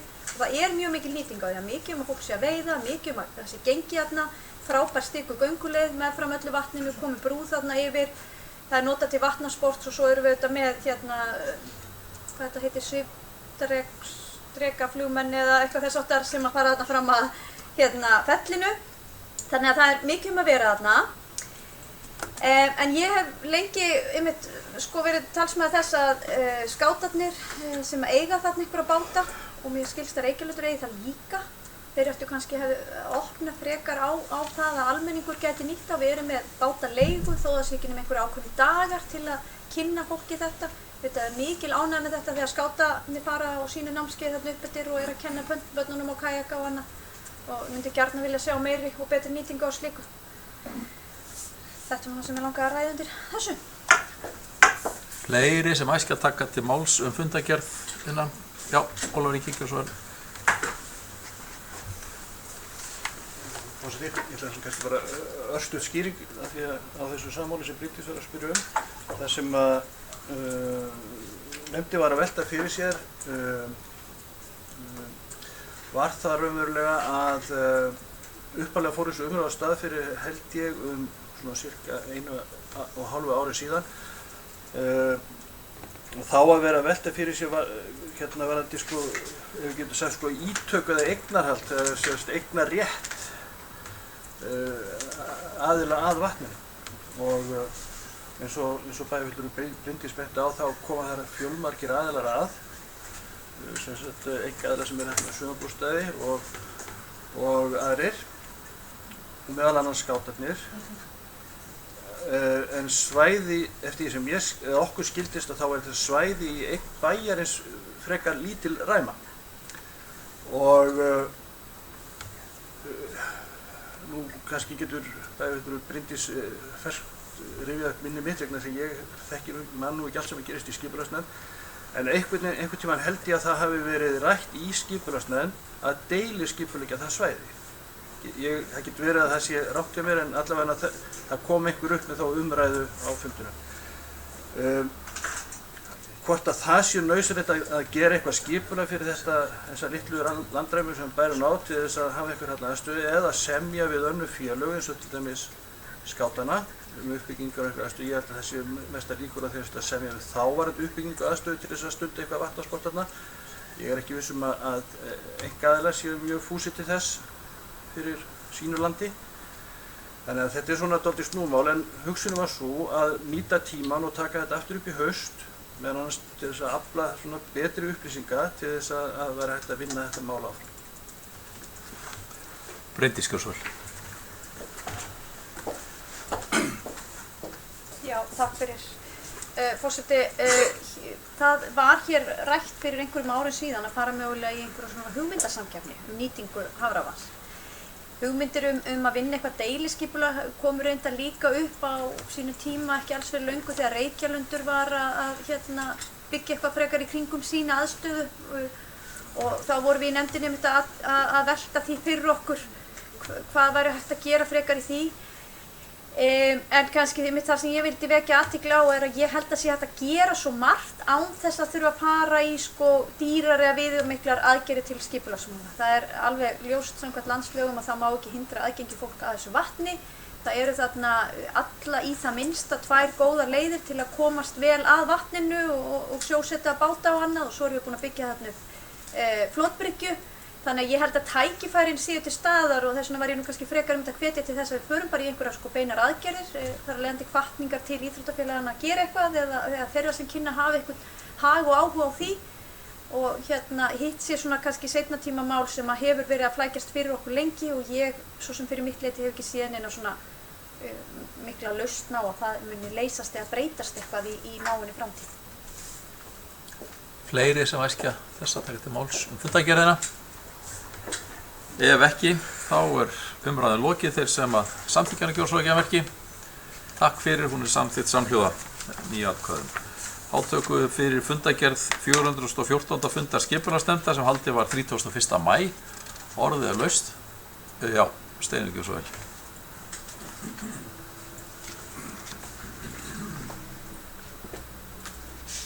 Þetta eru fundargestir. Fundarmenn, ég ætla að lýsa mig vanhæfa í leið nr. 7 þar sem að ég tengst við fyrirtæki Stórsög. Þá gerum það með þeim hætti að ég bið það að vera að látin vita ef einhver æskir þess að ræða mál nr. 7 og þannig að hún geti þá vikið að fundi og síðan þegar kemur að því að afgreiða fundagerðina ef enginn er búinn að ræða það mál að þá verði greitt atkvæði það mál sérstaklega. Ásakið. Er allir sáttu við það? Sigrún gjör svo vel. Mér langar bara að spyrja einna spurninga varðandi þetta mál. Nú, þetta mál, 7. mál. Heyrðu, þá bíðum við aðeins. Gefum Steinunni kost á að víkja fundi. Og við munum þá afgreiða það mál alfarið og greiða atkvæðum það og kallum svo í því önnur mál fundagerðanna. Gjör svo vel. Já, takk fyrir forseti. Það er eitt hérna í varðandi, hvað heitir þetta, bókun nefndarinnar lögð fram tillaga breytingu og svo framvegis. Og hérna aftast í þeirri bókun, þetta er mál nr. 7, Langihryggur, aðalskipulagsbreyting og deiliskipulag. Það segir að umsagnir skipulagsstofnunar, heilbrigðiseftirlits og vegagerðanna, þær liggi fyrir sem sagt hafi áður komið fram.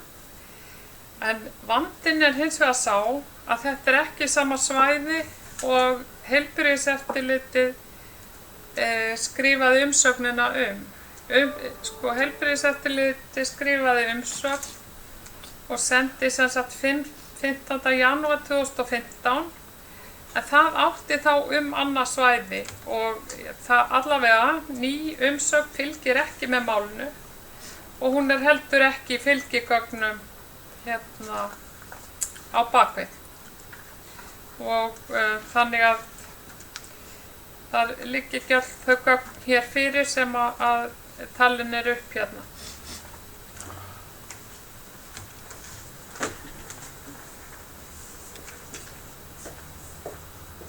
Er þörf á hlýði eða?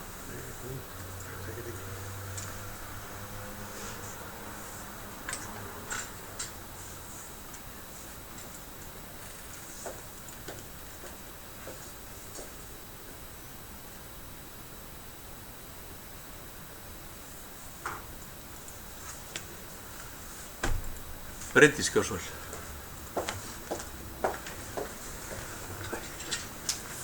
Já, forseti. Það liggur fyrir hér, aftur er fundargáttin stundum að blöffa manna með að þeir sko í efst í málinn en maður þarf að fara neðst til að sjá nýjustu gögnin. Og þar liggur þá fyrir bréf frá heilbrigðiseftirliti Kjósarsvæðis dagsett 13. maí, umsögn heilbrigðiseftirlitsins verkáætlun skipulagsáætlana vegna breyttrar landnotkunar á Langahrygg sem er þá nýja staðsetningin sem ræðir. Þannig að ég held að ég fari örugglega rétt með að þarna í samræmi við bókuna þá liggi fyrir þessar umsagnir. En aðeins kannski til að bara tæpa á því, við höfum nú margoft rætt þetta mál. Það er að segja uppbyggingu þess að Víkingrabæ, við vorum að tala við hérna, nú alveg stóru úr, hvað er þetta átt að vera? Selholt, nei. Átt að vera það. Selholt, jú, fyrir ekki að það er rétt. En nú er það sem sagt búið að færa hugmyndun upp á Langahrygg og næsta skref í því við erum svo búin að gera lýsinguna á þessu verkefni sem er fyrsta skrefið við svona breytingu og búin að breyta þá þessa staðsetningu. Þarna núna liggur fyrir þá umhverfisskýrslan, tillagan að breytingu á aðalskipulagi og þá þessar umsagnir og næsta skref er þá að halda svona kynningarfund eða opið hús þá sem vilja koma og kynna sér máli frekar sem það þarf að gera áður en þetta er sett í formlega auglýsingu. Og nú hefur það máli mitt oft komið hér til umræðu, bæði tengsl við þetta mál og önnur, að það sé einhvern veginn astnaleg aðferðafræði, hafa sumir vilja meina, en það er engu síður í samræmi við bara ráðleggingar skipulagsstofnunar það hvernig túlka beri þetta lagaákvæði. Þannig að þetta fer núna í það ferli og ég geri ráð fyrir því að opið hús verði haldið bara núna strax í næstu viku og þá á næsta fund þar á eftir muni tillagan geta komið inn í skipulagsnefnd og þá væntanlega verið samþykkt í eina formlegt auglýsingaferli. En bara til að hnykkja líka á því að þarna erum við komin út fyrir grannsvæði, vatnsverndar, á fjarsvæði vatnsverndar þá vegna Guddulaugar, ekki Laxnesdía eins og fyrri tillagan gekk út á og eins og sést hér á umsögnum þeirra sem málið hafa fjallað að þá hefur enginn gert við það neinar athugasemdir. Starfsemin sem eins og þessi getur vel rúmast innan slíks svæðis en að sjálfsögðu þarf að fara í allar þær aðgerðir sem krafa í reglugerð á slíkum svæðum sem svona varúðarráðstafanir ef eitthvað kynni að gerast undir því. En ég held að sé ekki fleira af þetta mál, en ég ætla að óska eftir að koma upp aftur önnur mál. Fleiri sem að æskja þess að ræða þetta 7. mál? Ef ekki, þá ætla ég að bera upp afgreiðslu skipulagsnefndar í þessu máli, þeir sem að samþykkja, gjör svo ekki að merki. Takk fyrir, samþykkt með 8 atkvæðum. Og Steinunn getur þá komið inn og þá orðið laust og Bryndís, þú varst að biðja orðið vegna annarra mála, þannig að gjör svo vel.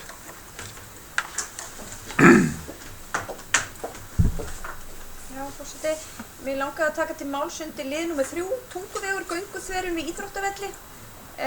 Þetta minnisblað þarna frá Öflu verkfræðistofu var lagt fram og ég gerir ráð fyrir því að þessar aðgerðir séu bara að bresta á ef þær eru ekki þegar hafnar, en þær ganga út á það að tryggja öryggi gangandi vegfarenda og eitthvað kannski sem í upphaflegu skipulagi ljáðist að hugsa til því þar jú mjög skýrt hvar reiðleiðir að vera, gönguleiðir sitt hvoru megin Tunguvegar, en svo það auðvitað þannig að börnin fara alltaf stystu leiðina og þau eru ekkert að fara alla leiðina inn að aðal aðkomusvæðin eða aðkomusvæðin við Tungubakka, heldur fara stystu leiðina og skella sér yfir veginn og koma inn á hinum endanum, þar sem aldrei hafði svo sem verið sérstaklega gert ráð fyrir að fari væri að, en mjög skiljanlegt.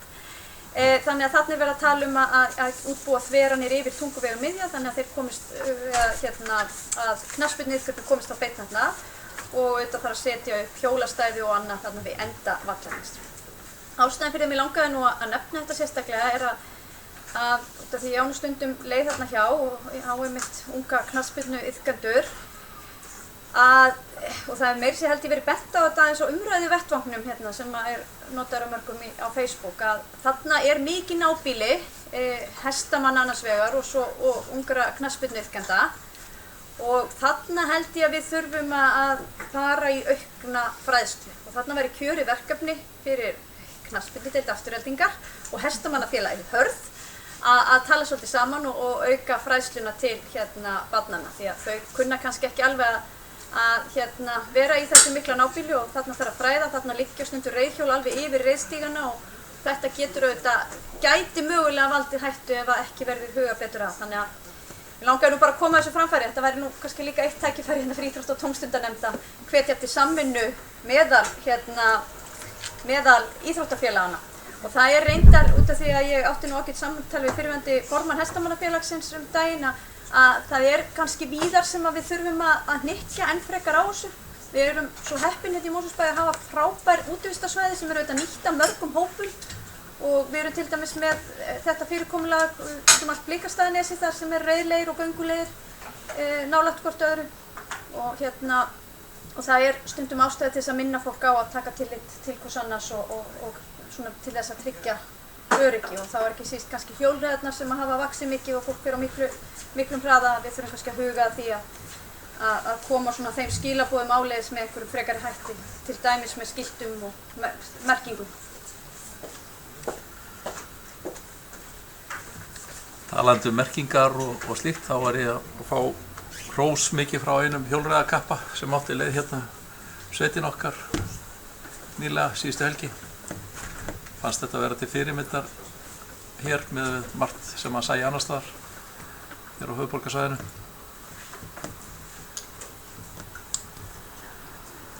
Fleiri sem að æskja ræða þetta mál varðandi gönguþörunina þarna og göngustíga á þar sem að leiðir skarast. Ef ekki einhver sem að vill ræða önnur mál í fundargerðinni. Ef ekki þá umræðan lokið. Þeir sem að samþykkja fundargerð skipulagsnefndar Kjórsárvegamerki. Takk fyrir, hún samþykkt með öllum atkvæðum og þá erum við komin svo mikið sem í fundargerði til kynningar.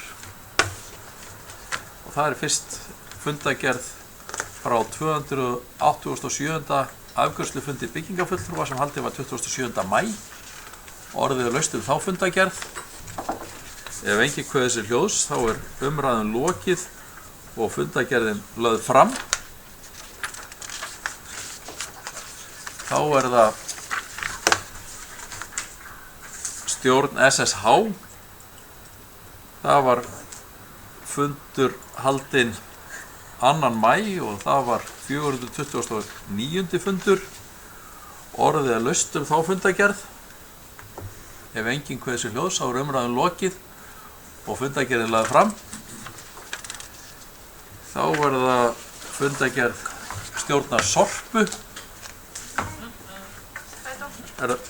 Fletti ég yfir strætó fundargerð? Tókst mér það einhvern veginn? Býta nú við. Já, það 245. fundur strætó sem að var haldinn. Býta nú við. Ég ekki með þá fundargerð hérna. Það verður það bara sem að haldinn var væntanlega 27. maí. Gerir ráð fyrir. Og Bryndís gjör svo vel.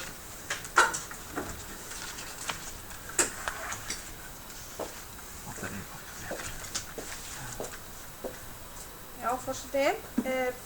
Ég ætla að fá að taka hér til máls undir fundargerðina og fá kannski svona bara að renna yfir þau mál sem þar á dagskrá. Fyrsta málið var fjárhagsáætlun 2016 og viðauki 1 og 2. Við höfum rætt þetta töluvert í stjórninni, hvernig fjárhagsáætlunum okkar ef það kunna taka einhverjum breytingum, hvort að við eigum þá að nota orðalagi viðauki og fara með það svona formlega í gegn hjá okkur eins og krafan í sveitarstjórnarlögum að sveitarfélög gera þetta. Og bara til að ítreka það að þessi viðauki ekki sendur til sveitarfélagana. Við samþykktum hann í stjórn og hann kallar ekki á breytta greiðslu sveitarfélagana til strætó. Heldur þarna fyrst og fremst að ræða þá tilfærslur milli liða. Jafnframt þarna hækkun á ríkisframlaginu því eftir að við samþykktum fjárhagsáætlun þá kom í ljós að ríkið ætlaði að standa við sinn hluta af samningnum á þessu ári, þannig að meiri fjármunir koma frá ríkinu en upphaflega hafi verið áætlað undir fyrstu umræðu fjárlaga. Og það talið þarna upp í fundargerðinni hvað útskýrir þessar breytingar. Við ætlum að hluta þessu ríkisfjármuni mun fara í undirbúning á borgarlínunni.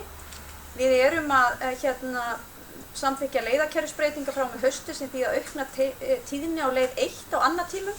Leið 1 mest nýtta leiðin okkar sem gengur frá Hafnarfirði og inn í Reykjavík í gegnum flest sveitarfélögin hér á höfuðborgarsvæðinu. Þá ætlum við að reyna á annatíma að vera með leiðina á 10 mínútna fresti og sama tíma að taka hana út úr svokölluðu púlsakerfi. Það að segja að hún sé ekki að bíða eftir öðrum leiðum. Eins og við kannski könnumst betur við að sjá það hérna í Ártúni að þar koma 4 til 5 leiðir saman á sama tíma og þar getur fólk skipt vagna. En þetta kostar auðvitað umtalsvert mikla fjármuni þegar strætóin þarf að bíða þarna í góðan tíma. Þannig að við erum þá að gera þessa tilraun hér á leið 1 að taka út úr púlsakerfinu og auka þá tíðnina í staðinn. Á móti sparast auðvitað aukavagnar sem hafa þurft að setja inn á þessa leið. Og ef að þetta gengur vel þá munum við væntanlega fara í þessar aðgerðum við fleiri stoppleiðir og þá leið 6 sú leið sem næst mest nýtt í leiðakerfinu okkar. Nú eins og ég var búin að upplýsa einhvern tímann hér áður að þá það ljóst að við eigum að greiða eða reikna virðisaukaskatt af eigin þjónustu vegna verkstæði og mötuneyti strætó og vorum með álit frá RSK þar að lútandi. það eykur kostnaðinn okkar og við þurftum að aðlaga áætlunina því. Ríkið hefur líka breytt reglugerð ökuskírteini sem kallar á það að vagnstjórar þurfa að fara á aukinn námskeið og það umtalsverður kostnaður sem fellur til því. Og svo erum við að fjárfesta núna í rafrænum farþegatalningabúnaði. Þannig að þetta útskýrir þessa breytingu á fjárhagsáætlun eins og ég sjáu það. Í lið 2 vorum við að fjalla vagnakaup og eins og flestir þekkja örugglega þá erum við innan rammasamnings og reglulega erum við að fjárfesta í nýjum vögnum á hverju ári. Það hefur verið mikið rætt það að fara í frekar vistvænni orkugjafa. Innan rammans eru líka rafmagnsvagnar, þannig að það ekkert lokum fyrir það skotið að núna þegar við bjóðum innan rammans að þá getur komið og líka gasvagnar svo sem þeir sem eru innan rammans hafa boðið upp á slíka kosti, þannig að það gæti alveg komið upp í þessu, en við getum ekki breytt áherslunum frá því sem var þegar við buðum þetta út upphaflega. En undir þessum lið skapaðist mikil umræða það að hraða enn frekar þessu verkefni sem hefur verið í gangi hjá okkur, að kanna alla möguleika hvað vistvænni orkugjafa varðar og hvort og þá með hvaða hætti Strætó ætti að skipta yfir í það. Og framkvæmdastjóri hefur haft þetta verkefni á sínum herðum og við ætlum núna að leita líka í smiðju hjá Reykjavíkurborg, bæði lögfræðinga og innkaupateymið sem þar hvernig með hvaða hætti við getum tekið græn skref hvað þetta varðar. Farþega talningakerfið í lið númer 3 mjög góð og ítarleg bókun það sem ég hef rætt nokkur sinnum hér áður. Lið númer 4 fjallum eigendastefnuna. Ég held ég hafi líka minnst á það áður en við viljum leggja fyrir næsta aðalfund Strætó tillögu að breytingu á grein númer 4.3 í eigendastefnunni sem gerir ráð fyrir því að nýjar skuldbindingar fari í sérstakt áhættumat og séu þá lagðar fyrir eigendafund.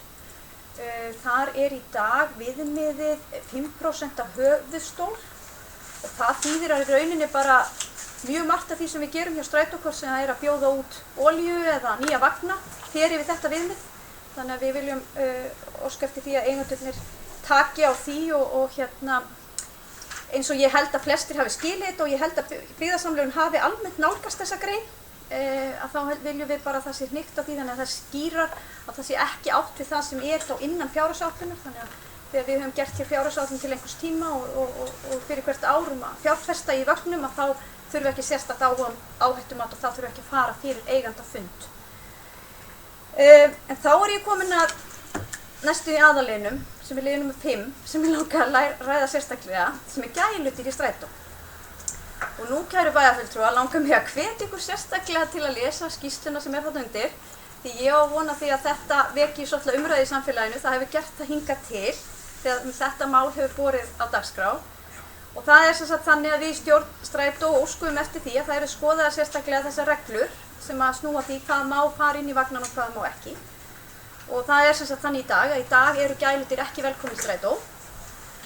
Og þetta var tekið föstum tökum af Bergdísi Eggertsdóttur verkefnisstjóra hjá Strætó sem að stýrði þessu verkefni að miklu myndabrag og þetta mjög áhugaverð lesning þessi skýrsla. Þarna var safnað sjónarmiðum held ég allra sem að mögulega geta komið að þessu máli. Það voru vagnstjórar og starfsmenn og fulltrúar hundaræktarfélagsins og ábyrgra dýraeigenda og ónæmis og astmasamtakanna og ég veit ekki hvað og hvað. Stór og mikill hópur sem komst því miður ekki að sameiginlegri niðurstöðu það hvað væri skynsamlegt að gera. En atkvæðin það líka skýrt þarna hver afstæða þessa hópa eru og hún svolítið misjöfn. Þó eru fleiri fylgjandi því að gerð verði einhver breyting á þessari reglu en ekki. Og þarna farið yfir það að það væri mögulegt að vera með einhvers konar tilraunaverkefni sem að væri þá afmarkaði við það að gæludýrin væru almennt í búrum, þau væru aftar í vagninum og það eru skýra leiðbeiningar það hvernig þessu yrði háttað og það eru fleiri en færri í þessum hóp sem að taka undir það að það geti verið áhugavert fyrsta skref og þetta er alltaf tímabundið tilraunaverkefni. Þannig að mér langar nú bara að stjórnin tók ekki afstöðu til þessa máls, fekk bara kynningu á þessari skýrslu og þakkaði fyrir hana og við munum taka þetta aftur til umræðu núna á einhvern tíma með haustinu.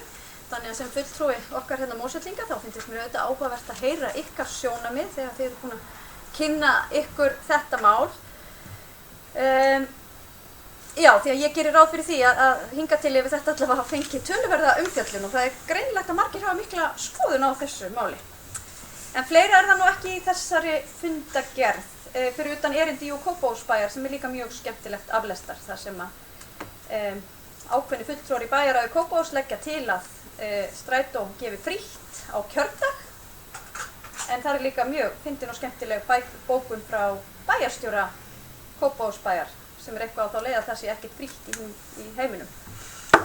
En stjórn á sem eftir að taka afstöðu til þessi erindi. Verður það ekki gert á júlífundin? En Sigrún gjör svo vel.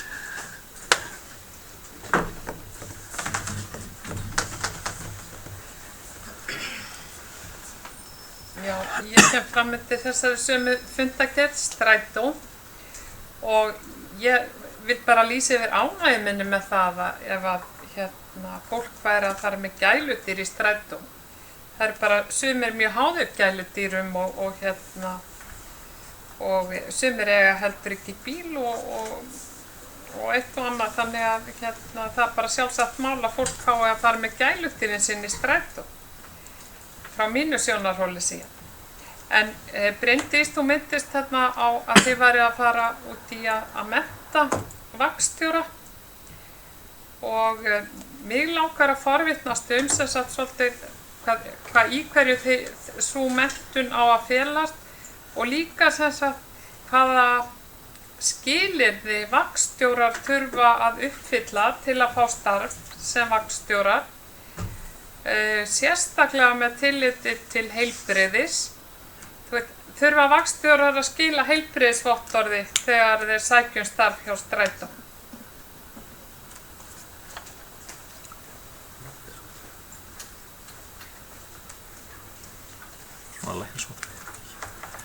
Bryndís gjör svo vel.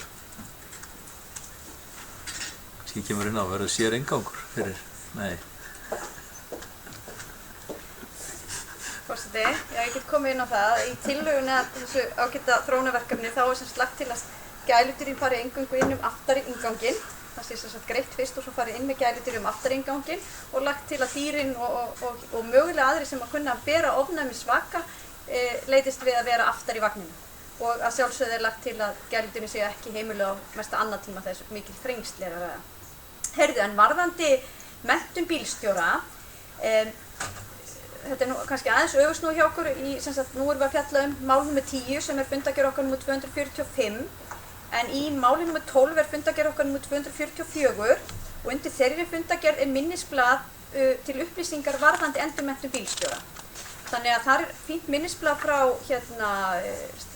mannustjóranum okkar nákvæmlega þetta reglugerða ákvæði sem ég myndist á að við tókum svo á næsta fundi heimilum við viðauka við fjárhagsáætlun til að bregðast við því. Hvað spurninguna þína varðar kröfur þegar bílstjórar sækjum strætó verði að viðurkenna ég get ekki svarað henni með fullkomri vissu akkurat núna en ég skal komast að því. En ég held að það sé eingöngu þannig að bílstjórar þurfi bara að uppfylla þau skilyrði sem sagt vera með próf á bifreiðar til þess að aka með farþega. Nú getur mögulega bæjarfulltrúi sem er jafnframt starfsmaður Samgöngustofu haft betri upplýsingar kann að vera. En vegna þess að við höfum nú líka verið að glíma við það að eiga erfitt með að fá bílstjóra að þá höfum við líka í einhverjum tilfellum verið að styrkja bílstjóra til þess að taka þetta próf því það kostar töluverða fjármuni. Að því gefnu auðvitað þeir bindi sig til einhvers tíma til að vinna fyrir strætó. En þetta varðandi endurmenntunina er sem sagt reglugerða ákvæði að þeir þurfi með einhverjum á 5 ára fresti að sitja samtals 35 stundna endurmenntunarnámskeið til að halda þessum réttindum sínum að mega aka með farþega. Ég bara verða að viðurkenna, mér er ekki ljóst hver ákvæðin eru hvað heilsufar varðar en ég bara hef einhvern veginn gefið mér það að það hljóti að vera í reglugerðum endurnýjun ökuskírteina og tengt þessu að uppfylla þurfi slík skilyrði. Ólafur Ingi Gjörsson. Forseti, ég byrjaði að þakka bæjarfulltrúa Bryndísi fyrir venju greinagóða útskýringar á fundagerð strætó sem er alltaf þeirri skemmtilegasta máli. Ég er alveg viss að bæjarfulltrúar hér inni Við erum bara með best upplýstu bæjarfulltrúum á suðvesturhorninu gang strætó og það bara fínt. Varðandi gæluvistir í strætó, ég segi bara já. Ég hef ekki orðið var við að þetta sé vandamál víða erlendis þar sem að þetta leitt. Vissulega ýmsir sem eru haldnir ónæmi fyrir hinn og þessu, það náttúrulega algengt. En ég held eins og að þessi ekki eins mikið vandamál eins og margir vilja vera að láta. Þannig ég held að það sé alveg upplagt að byrja á þessi tilraunadæmi, prófa þetta, fyrir þetta okkur áfram og ég er sannfærður það að því loknu þá mun þetta verða leyft alveg eins og hundahald var leyft á sínum tíma þegar við áttu að segja að þetta var ekki stórhættulegt. En mér langar hins vegar að ég hefði kannski átt að koma hér fyrir til þess að beina hérna einnig spurningu að stjórnarformanni Strætó vegna þess að við áttum hér ágætis fund með ungmennaráði fyrir nokkrum vikum síðan og þar var meðal hans velt upp bara fínni hugmynd sem að sneri að því að auka fjölbreytni starfa í vinnuskólunum og vantilega þá fleiri hættir en vinnuskóla Mosberg sem var að því, laut að því að ráða til starfa unglinga úr vinnuskólanu sem einhvers konar, hvað getum við sagt, svona strætó leiðbeinendur sem myndir svona aðstoða fólk vegna þess að meðal annars að það eins og þar var komið inn og þá eru við komin þannig að ýmsir strætisvagnabílstjórar hjá okkur eru ekki talandi á íslensku sem fyrsta mál og geta átt í erfiðleikum með að útskýra fyrir fólki og þessum líka, og svo náttúrulega er líka mikið af erlendum ferðamönnum og oft eru þessi unga krakkar og þeir eru mjög góðir í minnskast ensku og oft öðrum málum. Þannig að hvort að það hefði eitthvað komið upp að fyrir þetta sumar að gera það tilraunaverkefni að koma þessu samstarfi á við vinnuskóla þeirra sveitafélaga hér sem eru hér á höfuðborgarsvæðinu. Kannski bara koma inn að áður ekki Bryndís orðið. Bara hvað fékk þetta ítarlega umfjöllun í þessu skoðun þessir ofnæmisvandamál sem tengjast sérstaklega köttum. Við sem höfum upplifað það og horfa á börn sem sagt bara í raun og veru umhverfast eða andlitið bara sökkva við það eitt að setjast í stól sem að köttur hefur verið í áður. Það er ekki skemmtileg minning allavega og manni bregður óneitanlega og þess vegna finnst mér nauðsynlegt að allavega við vitum af því hvaða ráðstafanir og hvaða umfjöllun slíkt hefur fengið. En þannig að ég vil bara vekja máls á þessu þó ég hafi þetta kannski stundum í flyttingum en þá er þetta mjög alvarlegt mál. Gjör svo vel Bryndís.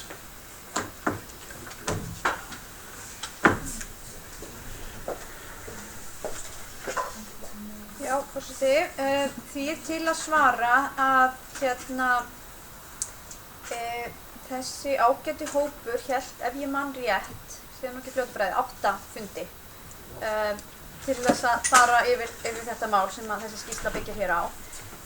Þar var voru jafnframt félagi, það var fulltrúi frá Astma- og ofnæmisfélagi Íslands og það var dýralæknir í þessum hóp ásamt ekki ofnæmislæknir? Nei, en aftur á móti erum við með álit, ég held að ég muni það örugglega rétt. Álit frá kynningu frá Astma- og ofnæmisfélaginu og álit frá læknum.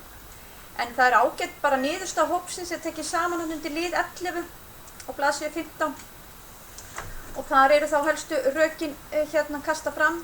En til að bregðast við nákvæmlega þessu varðandi ofnæmi að þá eru ofnæmislæknar sammála það að þetta sé nú fyrst og fremst ofnæmisvaldin sem eru hárin, þannig að það þarf ekkert, það getur verið jafn alvarlegt fyrir einstakling með mikið ofnæmi fyrir hundum eða köttum að setjast hliðin á aðila sem að ber með sér þessu ofnæmisvaka, þar að segja hárin, eins og að setja hliðin á ketti sem er í sérstöku búri, eins og lagt er til hérna með þessum tillögum. En þá var það jafnframt rætt að þá væri ástæða til þess að beina þeim tilmælum, bæði auðvitað til þeirra sem eru með dýrin, það er að setja það reglur af þessu aftar í vagninum og það var jafnframt hægt að beina þeim tilmælum til þeirra sem að kunna að bera slíka ofnæmisvaka á sér að sýna hinum tillitssemi og leita frekar aftur í vagnin. Þannig að það var þessi tillaga sem að kemur frá þessum hóp til að bregðast við þessu. En svo líka þarna tekið saman á næstu blaðsíðu á eftir, númer 16, einmitt hvernig þessi háttað í þeim löndum sem við erum vön að bera okkur saman við á hinu Norðurlöndunum þar sem að almennt þetta leyft að gældir sé í vögnunum. Þá kemur að spurningu bæjarfulltrúa Ólafs varðandi það sem að rætt var hér á ungmennafundinum og ég hef kosið að kalla strætóliða. Það hefur nokkuð sem komið upp, hvort að ungmenni gætu sinnt í starfi að vera svona strætóliðar til upplýsingagjafa og ráðgjafar fyrir þá farþega sem að ferðast með innan strætókerfisins. Ég hafði strax samband við framkvæmdastjóra strætó og tómstundafulltrúan okkar hér og reyndi að tengja þá saman í þetta verkefni og lagði til að án þess að áður en við færum kannski inn í stjórn og færum að starta einhverju svona verkefni sem að krefst til að vinna, við myndum kannski geta prófað þetta hér í sumar. Þannig að hvort að Mosfellsbær væri tilbúin að bjóða sig fram eða væri kannski, ég lagði til að það væri einhverju tvö ungmenni sem fengið þetta verkefni, þau færu hringinn með vagninum, tækju pásu, færu aftur hring með vagninum og hefðu þetta verkefni, fengið einhverja leiðsögn frá strætó og væri í vestum og gætu þekktu leiðirnar og gætu leiðbeint og við myndum svona prófa þetta sem svona lítið tilraunaverkefni áður en við færum þá í að móta einhverja stefnu í kringu þetta. Og ég bara vona svo innilega að báðir aðilar lýstu sig allavega jákvæðir fyrir því að reyna þetta, þannig að ég vona að þetta geti orðið að veruleika sem eitthvað svona lítið tilraunaverkefni hérna í sumar. Fleiri sem að vilja ræða fundagerð strætó? Ef ekki, þá tökum við fyrir næsta mál á dagskrá sem er fundagerð 361. fundar stjórnar Sorpu sem haldið var 20. maí. Ég ætla að fá að gefa sjálfur mér orðið fyrst að það er svona mikil ánægja með að það sé farin ítarleg umfjöllun fundagerðir okkar ágætu byggðasamlega, en ég ætla allavega að nefna hérna 2-3 liði. Það er reyndar á dagskrá bæjarráðs á morgun ef ég man rétt þetta með endurvinnslustöðvarnar og þetta verulega aukna magn, það er fyrstu 3 mánuðina er 23% aukning frá því í fyrra á magni sem er að koma inn á, það skýrist ekki bara á íbúafjölgun held ég á höfuðborgarsvæðinu og þannig að þetta er náttúrulega kostnaðarauki og síðan er í 3. máli fjallað raf- og rafeindatækjaúrgang og þar er komin upp breytt staða í samskiptum Sorpu og Úrvinnslusjóðs og ekki komin botn í það mál en það bendir til þess að það dragi verulega úr þeim greiðslu sem að hafa verið áður vegna móttöku á þessum úrgangi og er þá kostnaðarauki fyrir sveitarfélögin. Það er fjallað viðræður við Sorpu Suðurlands með hugsanlega sameiningu í huga. Það mál hefur dregist verulega og við heldum fyrir nokkrum árum að þetta væri að bresta á, að þarna yrði sameining. Þannig að þegar það komað enn einni óskinni hjá þeim sunnlendingum móttöku á úrgangi frá Suðurlandi hérna í Álfsnesi, að þá var það niðurstaðan að verða ekki við því 1, 2 og 3 heldur að fela framkvæmdastjóra og formanni að boða til fundar málið, þannig að það yrði þá gert með þeim hætti að menn þyrftu þá að ræða sig niður á einhverja framlengingu og það ætti ekki vera alveg sjálfgefið að fá þá lengingu. Nú staða í undirbúningi gas- og jarðgerðarstöðvar, þetta vegna kærumála þá hefur þetta dregist verulega en það hillir undir að það verði komin gögn frá þessum bjóðendum núna upp úr miðjum júní held ég 20. og þannig að álit ætti að liggja fyrir í byrjun júlí og þannig að það verður þá hægt vonandi að velja við hvaða aðferð verður notuð í þessari stöð og fara þá í framkvæmdir og undirbúning framkvæmda í framhaldinu. og þá skiptir það máli fyrir okkur Mosfellinga, vil ég meina, að menn nýti gasið en að það verður ekki farið í að brenna því eða farga hér upp í Álfsnesi. En ef að það verður ekki notkun á þessu gasi þá liggur nokkuð beint fyrir að því verður bara brennt þarna upp frá og það verður náttúrulega þá verður ekki tekjur af því og það verður þá verður að farga því bara á staðnum væntanlega ef að það fæst ekki notkun á því og það liggur næst sveitarfélögunum sjálfum að taka það til einhverja nýtingar og því vil ég enn og ný brýna fulltrúa okkar í stjórn Strætó til þess að leggjast á árarna með atvinnulífinu og einkaaðilum sem að nýta metan til þess að knýja sínu ökutæki og Reykjavíkurborg hefur nú gert þó nokkuð af því en við þurfum að nýta þetta efni og nú síðan verið að undirbúa útboð á nýrri rein vegna frekari urðunar í Álfsnesi og málinu að fresta á þessu fundi þar sem að ég vildi að fá frekari rökstuðning fyrir því að það væri hver þörfin væri og frekar betri undirbúning heldur en lá fyrir á þessu fundi. Orðið laust. Ef enginn kveður sér hljóðs þá umræðan lokið og fundargerðin lögð fram og þá tökum við fyrir fundargerð Strætó frá fundinum áður, það að segja frá 13. maí sem var 244. fundur. Orðið laustu þá fundargerð, Bryndís Gjörsvöll.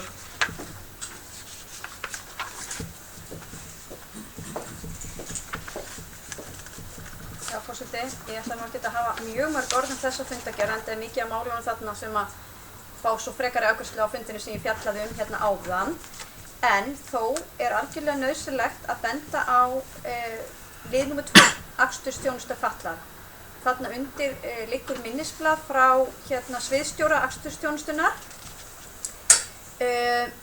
og hann fer þar yfir það að hann hafi heimsótt nokkra borgir á Norðurlöndunum sem við höfum verið í samstarfi við og að bera okkur saman við það og það skemmst frá því að segja að þar kannast allir við þá innleiðingasögu sem við upplifðum á síðasta árið.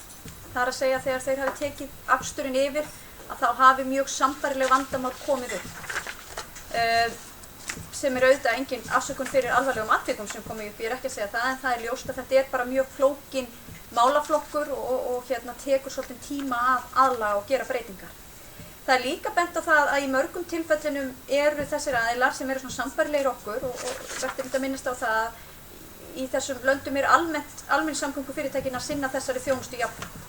En þau eru mörg hver líka að sinna akstri sjúklinga á sjúkrahúsum og milli sjúkrahúsa og hjúkrunarheimila sem að væri eins og F4 ef ég man rétt sem að slökkviliðið að sinna sem að við erum náttúrulega líka eitt af byggðasamlögunum okkar. Þannig að það allt í lagi að það komi hér inn í umræðuna ef að við hyggjumst gera þetta áfram með þessum hætti hvort að það séu möguleikur samnýtingar möguleika og þeir segja það allavega nágrannir okkar að þarna þetta fari ágætlega saman því að þetta dregur úr þessum miklu sveiflum sem eru í eftirspurninni. Það að segja allir vilja alltaf vera að ferðast á sama tíma eins og við þekkjum bara frá vegakerfinu. Alvarlegasta, ég vil líka nefna það að við, þrátt fyrir það að við séum að leita mikilla leiða til að reyna að hagræða í rekstri, þá virðumst við ekki vera að ná nægilega miklum árangri hvað það varðar og reyndar þegar við erum að miða kostnaðinn okkar per ferð miða við nágrannalöndin, þá það mjög sambærilegt.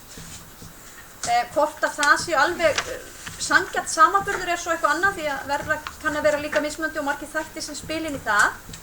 En ég vil benda sérstaklega á niðurlagið í bókunni þar sem við segjum með leyfi forseta þrátt fyrir ítrekaðar tilraunir til hagræðingar í rekstri aksturskostnaður fatlaðra 50 milljónir króna hærri en áætlun gerði ráð fyrir fyrstu 3 mánuði ársins 2016.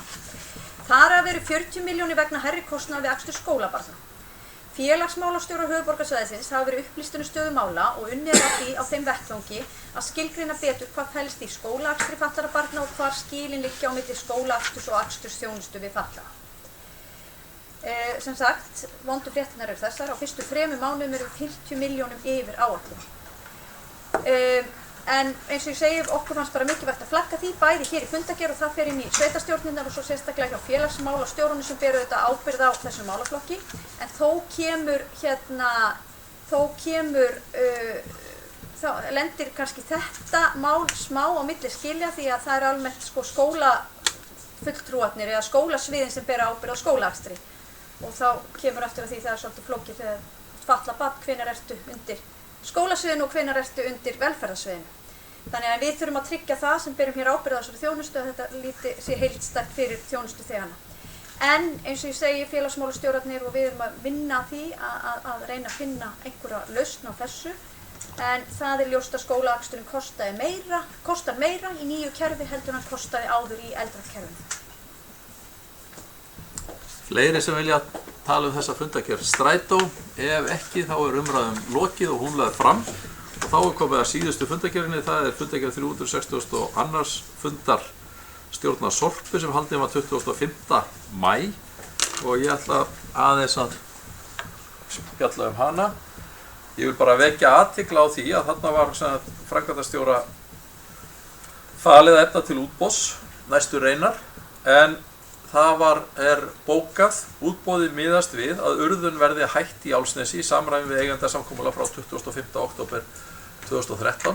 Þannig að það er tilvísun í þetta eigendasamkomulag og að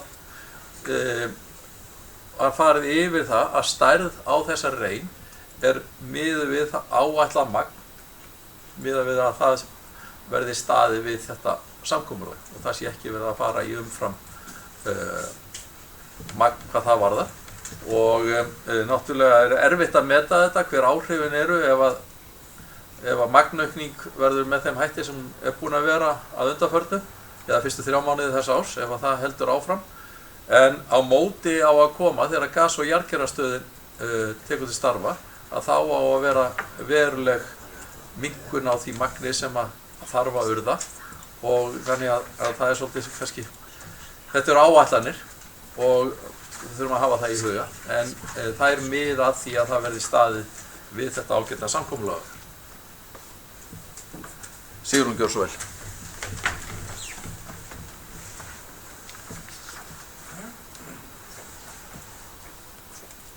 Ágæti forseti, þetta á nú kannski aðeins betur við bara fyrri fundargerðinu en þú varst reyndar að tala um magn líka í þessari og þá langar mig að forvitnast þarna í skýrslunni á Spjörs þá er talað um það að magn úrgangs hafi aukist einhver 20% á síðasta ári og mér langar aðeins að forvitnast hvaða ástæður eru fyrir hvaða ástæða Sorpa telur vera fyrir því og síðan líka af því að sko nú er það samkvæmt landsáætlun meðhöndlun úrgangi þá á að draga eins og kostur úr myndun úrgangs. Mér langar að vita, eru einhverjar aðgerðir í gangi til þess að draga úr myndun úrgangs? Svona þessar tölur eru svolítið sjokkerandi frá Sorpu að það magn úrgangs sé að aukast 20% á meðan að við eigum að vera að draga úr myndun úrgangs.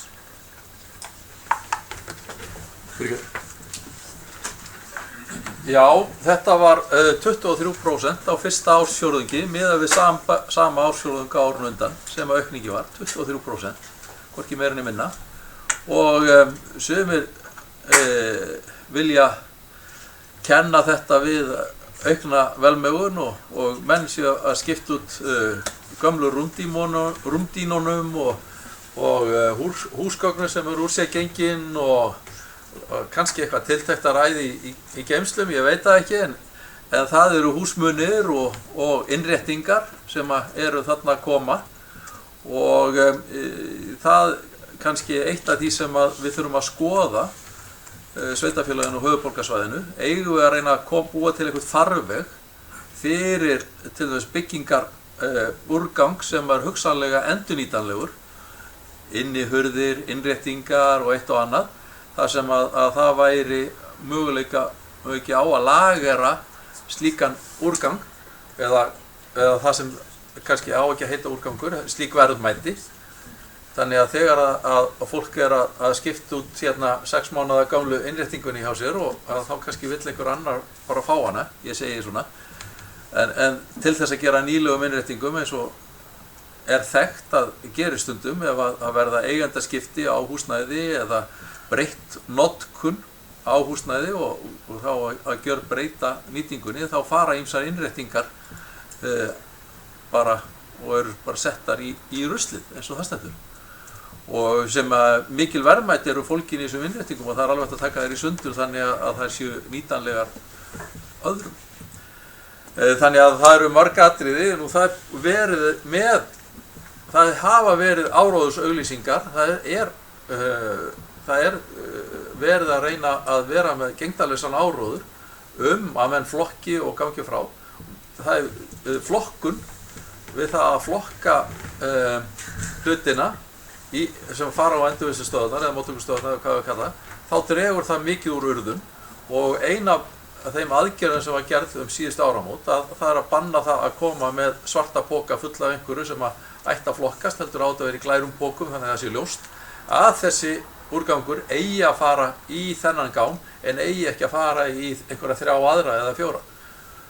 Nú, það er verið að gera tilraunaverkefni út á Seltjarnarnesi að setja plast í sérstaka póka sem að fara þá í tunnuna og síðan eru þeir teknir frá á eftir og það er verið að skoða hvort að þetta sé fær leið í stað þess að vera með sérstaka tunnu til þess að taka plastið og að einhverju mánuðu liðnu þá verður komin reynsla á þetta og það hefur verið rætt að á haustmánuðum að þá yrði sett upp eitthvað málþing þar sem að verði farið yfir þessar stefnu okkar hérna á höfuðborgarsvæðinu í þessum úrgangsmálum. Ég held að það sé nauðsynlegt að þegar við erum að reka sameiginlega sorpsamlag eins og Sorpu að við séum þá allan á sömu blaðsíðunum það hvernig við ætlum að mæta með okkar afurðir, ef að svo má orðið komast, inn í það samlag. Og við séum ekki alltaf á sitt hverju blaðsíðunni með það og séum einhverju svona innbyrðis keppni að láta okkur detta eitthvað sniðugt í hug en sorpsamlagið er kannski ekki að vinna í þeim anda og það er eitthvað sem að skiptir máli og við þurfum einhvern veginn að reyna að stilla saman okkar strengi. Það var talað hérna að þetta er allt flokkað og setta í litaða póka og svo er hérna einhver færiband að vinna sett í gang hérna fyrir mörgum árum síðan þegar það var ákveðið að það ætti bara að vera 2 tunnur en ekki 3 og þar var kannski eitt sveitafélag sem að reið bakkamunum það hvaða fyrirkomulag ætti að vera en síðan er þar verið að bjóða upp á ýmsar tunnulausnir í dag þannig að þar eru menn að fara í alltaf ráttir heldur en að þeir börðust fyrir á árum áður.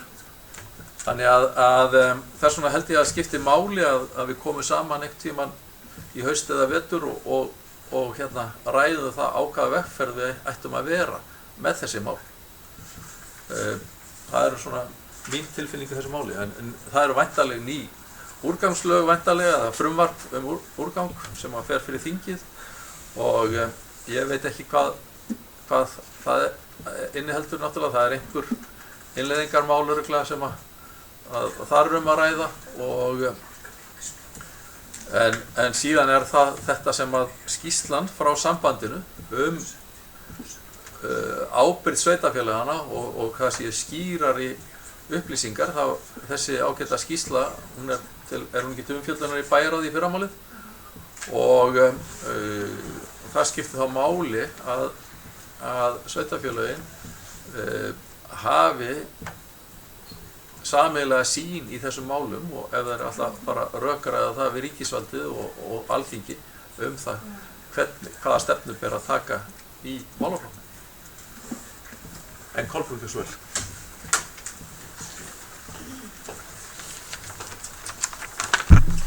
forseti, mér langar einmitt til að hérna ræða þetta sama mál varðandi fundargerð Sorpu. Ég tek heils hugar undir það með þér, Hafsteinn Pálsson, að sveitafélögin þau þurfa að sannarlega að standa saman í þessu máli. Það tefur málið þessi áætlun okkar sem skrifað var undir hér fyrir ekki svo mörgum árum síðan uppbyggingu gasgæðastöðvar. Þetta er mikið hitamál. Við erum að falla á tíma hvað varðar Álfsnes. Þannig að ef að sveitarfélögin ætla að fara hér á höfuðborgarsvæðinu, ætla að fara í einhverja innbyrðis samkeppni það hver er með flottustu lausnina, þá erum við að hvaða rangabraut.